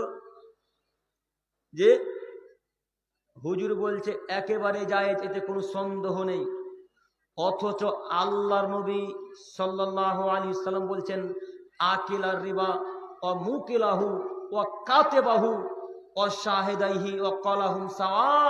যারা সুদ খায় তাদের উপরে লানত, যারা সুদ দেয় তাদের উপরে লানত, যারা সুদের চাকরি করে তাদের উপরে লানত, যারা সুদের লেখালেখি করে তাদের উপরে লানত, যারা সুদের সাক্ষী থাকে তাদের উপরে লানত। এদের সবার উপরে সমান লানত, সমান পাপী এরা। তাহলে হুজুরের ফতোয়াতে এখন গ্রহণ করা যাবে না হুজুরের ফতোয়াতে এখন লাথি মেরে ফেলে দিতে হবে? এই হুজুরের ফতোয়াতে এখন লাথি মেরে দিতে হবে। হুজুর কিভাবে কি খেয়ে যে বক্তব্য রাখে, আমি মনে যতদিন বক্তব্যটা শুনছিলাম আমি মনে হচ্ছে গাঁজা খেয়ে বক্তব্য রেখেছে মনে হয়। এমন কোনোদিন আজ পর্যন্ত কোন আলেমের মুখে শুনেছেন যে সুদের টাকা নেওয়া জায়েজ? আপনার হুজুরে বলছে জায়েজ, তাহলে গাঁজা খেয়ে বক্তব্য রাখেনি? সম্মানিত তিনি ভাই, আল্লাহ নবীর এত জোরালো কঠিন হাদিস, সহিহ মুসলিম ও মিসকাতের হাদিস, তিনি বলছেন যারা সুদ খায়, যারা সুদ দেয়, যারা সুদের লেখালেখি করে, যারা সুদের সাক্ষী থাকে, এদের সবার উপরে লানত, এরা সবাই সমান পাপী। তাহলে বলেন, ব্যাংকে যে 1 টাকা 2 টাকা 5 টাকা 10 টাকা 20 টাকা 100 টাকা 2000 টাকা সুদ আসছে, এটা কিভাবে জায়েজ হতে পারে? এটা কিভাবে যে হালাল হতে পারে? জি না, একেবারে না জায়েজ, একেবারে হারাম। এই নীতি হুজুরের চলবে না, এই কথা হুজুরের গ্রহণযোগ্য নয়। সম্মানিত তিনি ভাই, তাই আল্লাহ নবী সাল্লাল্লাহু আলাইহি সাল্লাম বলছেন, এরকম আলেমদেরকে কিয়ামতের মাঠে উপস্থিত করা হবে। এরপরে আল্লাহ তাআলা তাকে জিজ্ঞাসা করবে, এইভাবে কেন বক্তব্য রেখেছিলে? তখন আল্লাহকে বলবে, আল্লাহ তোমাকে খুশি করার উদ্দেশ্যে বক্তব্য রেখেছি মাবুদ। তখন আল্লাহ বলবেন, কাযাবতা, তুমি মিথ্যা বলছো। তখন তাকে একেবারে মাটিতে মুখের দিকে মুখকে নিচের দিকে রেখে পা দুটাকে উপর দিকে করে টানতে টানতে ছেঁচড়াতে ছেঁচড়াতে নিয়ে গিয়ে জাহান্নামে নিক্ষেপ করা হবে। সম্মানিত তিনি ভাই, আমি আপনাকে কি দিয়ে বুঝাই আলেমদের অবস্থা কত জটিল কঠিন। আরো একটু দেখাই আলেমদের অবস্থা, আরো একটু দেখাই আলেমদের অবস্থা। একটু আমার দিকে তাকান, একটু আমার দিকে তাকান। আবু উমামা বাহিলী রাদিয়াল্লাহু তাআলা আনহু থেকে বর্ণিত, তিনি বলেন, রাসূলুল্লাহ সাল্লাল্লাহু আলাইহি ওয়াসাল্লাম বলেছেন, বক্তা সাহেব চলেছি। বর্ণিত তিনি বলেন, রাসূল সাল্লাল্লাহু আলাইহি সাল্লাম বলেছেন, ইউজাউ বিরাজুলিন ইলা ইয়াউমিল কিয়ামা, ইউজাউ বিরাজুলিন ইয়াউমাল কিয়ামা, কিয়ামতের মাঠে একটা মানুষকে উপস্থিত করা হবে। কিয়ামতের মাঠে একটা মানুষকে উপস্থিত করা হবে। উপস্থিত করার পর তাকে জাহান্নামে নিক্ষেপ করে দেওয়া হবে। চতুর্দিকে ওই লোকটা নারী ভুঁড়ির চতুর্দিকে এইভাবে পাক দিতে থাকবে, ঘুরতে থাকবে, ঘুরতে থাকবে, ঘুরতে থাকবে। যেমন গাধা তার চাকির চতুর্পাশে ঘুরে। গাধাকে ঘুরতে দেখেছেন? গাধাকে হয়তো বা ঘুরতে নাও দেখতে পারেন। আপনার সবাই চাষি মানুষ, ধান মারার পর কিছু কাইটারা পুয়াল বলেন আপনারা, অবশিষ্ট ধানগুলো বেরিয়ে যায়। প্রত্যেকটা আগালে ধান থাকে আর এত বড় বড় লারা, মনে করেন এই লারাগুলো দিয়ে লারাগুলোকে এক জায়গায় রেখে গরু ঘুরান না, মারেন না, কি বলেন ওটাকে? কি দায় ঘোরায়? আমাদের দিকে বলে মারণ মারবে। এইভাবে ঘোরাচ্ছে। এই গরুগুলা যেমন ধানের চতুর্দিকে ধানের উপর দিয়ে ঘুরতে আছেন। আল্লাহ নবী এদের উদাহরণ দিয়ে বলছেন, ওই লোকটাকে যখন জাহান্নাম নিক্ষেপ করে দেওয়া হবে তখন তার পেট ফেটে যাবে। পেট ফেটে যাওয়ার সাথে সাথে নারী ভুঁড়ির চতুর্দিকে ঘুরতে থাকবেন। তখন জাহান্নামে যত মানুষ আছে সব জাহান্নামী লোকটার কাছে আসবেন। লোকটাকে এসে জিজ্ঞাসা করবেন, কি ব্যাপার, আপনার এই অবস্থা কেন? কি ব্যাপার, আপনার এই অবস্থা কেন? আপনাকে কেন আল্লাহ জাহান্নামে দিয়েছেন? আপনার কেন নারী ভুঁড়ি পেট থেকে বেরিয়ে গেছে? আপনাকে কেন আল্লাহ জাহান্নামে দিয়েছেন? আপনি না মানুষকে ভালো কাজের আদেশ করতেন, মন্দ কাজে নিষেধ করতেন, আপনার কেন এই অবস্থা? তখন ওই লোকটা বলবেন, শোনো, আমার বড় দুঃখ, আমার বড় কষ্ট হয়। মানুষকে ভালো কাজের আদেশ করেছি, কিন্তু আমি নিজে ভালো কাজ করিনি। মানুষকে খারাপ কাজের আদেশ দিয়ে খারাপ কাজ হতে নিষেধ করেছি, কিন্তু আমি নিজেই খারাপ কাজ করেছি। এই জন্য আল্লাহ আমাকে এইভাবে শাস্তি দিচ্ছেন। সম্মানিত দিনী ভাই, আপনাকে আমি কি দিয়ে বুঝাবো বলেন? যারা ভালো কাজের আদেশ করে কিন্তু নিজে পালন করে না, যারা খারাপ কাজ নিষেধ করে কিন্তু নিজেই সেই খারাপ কাজ করে, এইভাবে তাকে কিয়ামতের মাঠে জাহান্নামে শাস্তি দিতে থাকা হবে। সম্মানিত মুরব্বী সাহেব, আপনারা আমার হাদিসের অর্থ, আল্লাহ রাসূলের হাদিসের অর্থ বুঝতে পারলেন কিনা আমিও বুঝতে পারি না, তবে একটু মনোযোগ সহকারে শ্রবণ করেন। আপনারা মনে করিয়েন না যে শুধু আলেমকে এইভাবে শাস্তি দিতে থাকা হবে, শুধু আলেমদেরকে এইভাবে শাস্তি দিতে থাকা হবে। বাক্য ভুল। যারাই এই বাক্য পালন করবে, যারাই এইভাবে দায়িত্ব চালাবে, যারাই বক্তব্য দিবে আর সেই অনুযায়ী যারা আমল করবে না, তাদের অবস্থা এমন হবে। শুধু আলেমদেরকে এর মধ্যে সামিল করবেন না। এর মধ্যে গ্রামের মানুষ আছে, এর মধ্যে সভাপতি আছে, এর মধ্যে ক্যাশিয়ার আছে, এর মধ্যে পাড়া প্রতিবেশী সবাই আছে। আব্দুল করিম ভাই, পাড়া প্রতিবেশী কিভাবে ঢুকলো বুঝতে পারলাম না। পাড়া প্রতিবেশী কিভাবে ঢুকলো এবার আপনাকে দেখাচ্ছি। আপনার একটা ভাই বলছে যে আব্দুর রহমান, প্যান্ট টাকুনোর নিচে পড়তে হয় না রে। তো আব্দুর রহমানের প্যান্ট একটু পরে টাকুনোর নিচে দেখা যাচ্ছে। তাহলে বলেন, এই লোকটাকে কি জাহান্নামে ফেলে দেওয়া হবে না? যেই লোকটা বলছে যে এই ছেলেই বিড়ি পান করতে হয় না, ওই লোকটাই চায়ের দোকানে বাম হাতে বিড়ি, ডান হাতে চায়ের কাপ নিয়ে বিড়ি পান করছে, তাহলে এই লোকটা কি ভুঁড়ির চতুর্দিকে ঘুরতে থাকবে না? শুধু আলেম ওলামা ইকরামের কথা যখন বলছিলাম তখন খুব মনে মনে হাসছিলেন যে তাদের শাস্তি এত কঠিন হবে, আমরা বেঁচে গেলাম। জি না, আপনারাও বাঁচেননি। মনে করেন আপনাদের মধ্যে কোনো যুবক বলছে, তা আপনার বন্ধুকে, তুই এভাবে গালি দিচ্ছিস কেন? বন্ধু হয়ে বন্ধুকে গালি দিতে হয়। তখন আপনি একটু পর আর একটা বন্ধুকে গালি দিয়ে বসলেন, তাহলে অবস্থা দুজনের কি এক হলো না? হাদিস সহিহ মুসলিম ও মিসকাতের। আমি আপনাকে বোঝাতে চাইছি, সম্মানিত তিনি ভাই, এখান থেকে আপনাকে আরো একটি কথা বলতে চাইছি যে যতটুকু পালন করতে পারবেন ঠিক ততটুকুই বলবেন। যতটুকু পালন করতে পারবেন ঠিক ততটুকুই বলেন, নইলে পরকাল খুব ভয়াবহ, জটিল ও কঠিন। নইলে পরকাল খুব ভয়াবহ, জটিল ও কঠিন। সম্মানিত তিনি ভাই, আমাদের শায়েখ বক্তা সাহেব চলে এসেছেন। বক্তব্যের গতি আর না বাড়িয়ে আমি আপনাদেরকে শেষ পর্যায়ে এসে জরুরি একটি বাক্য বলতে চাইছি। হে আমার প্রিয় দিনী ভাইরা, আমরা যতটুকু আমল করতে পারবো বলবো, যতটুকু আমল করতে পারবো না জাতির সামনে বলবো না। যতটুকু আমল করতে পারবো জাতির সামনে বলবো ইনশাল্লাহ। আর আমল যদি করতে না পারি তো জাতির সামনে বলবো না ইনশাল্লাহ। মনে থাকবে ইনশাল্লাহ। আল্লাহ তুমি আমার দিনী ভাইদেরকে এবং মুরব্বী সাহেবদেরকে তুমি কবুল করো। সকলে বলি আমিন। পরিশেষে দোয়া করি, হে প্রভু দয়াময়, আমাদের মধ্যে যারা এখন পর্যন্ত তোমার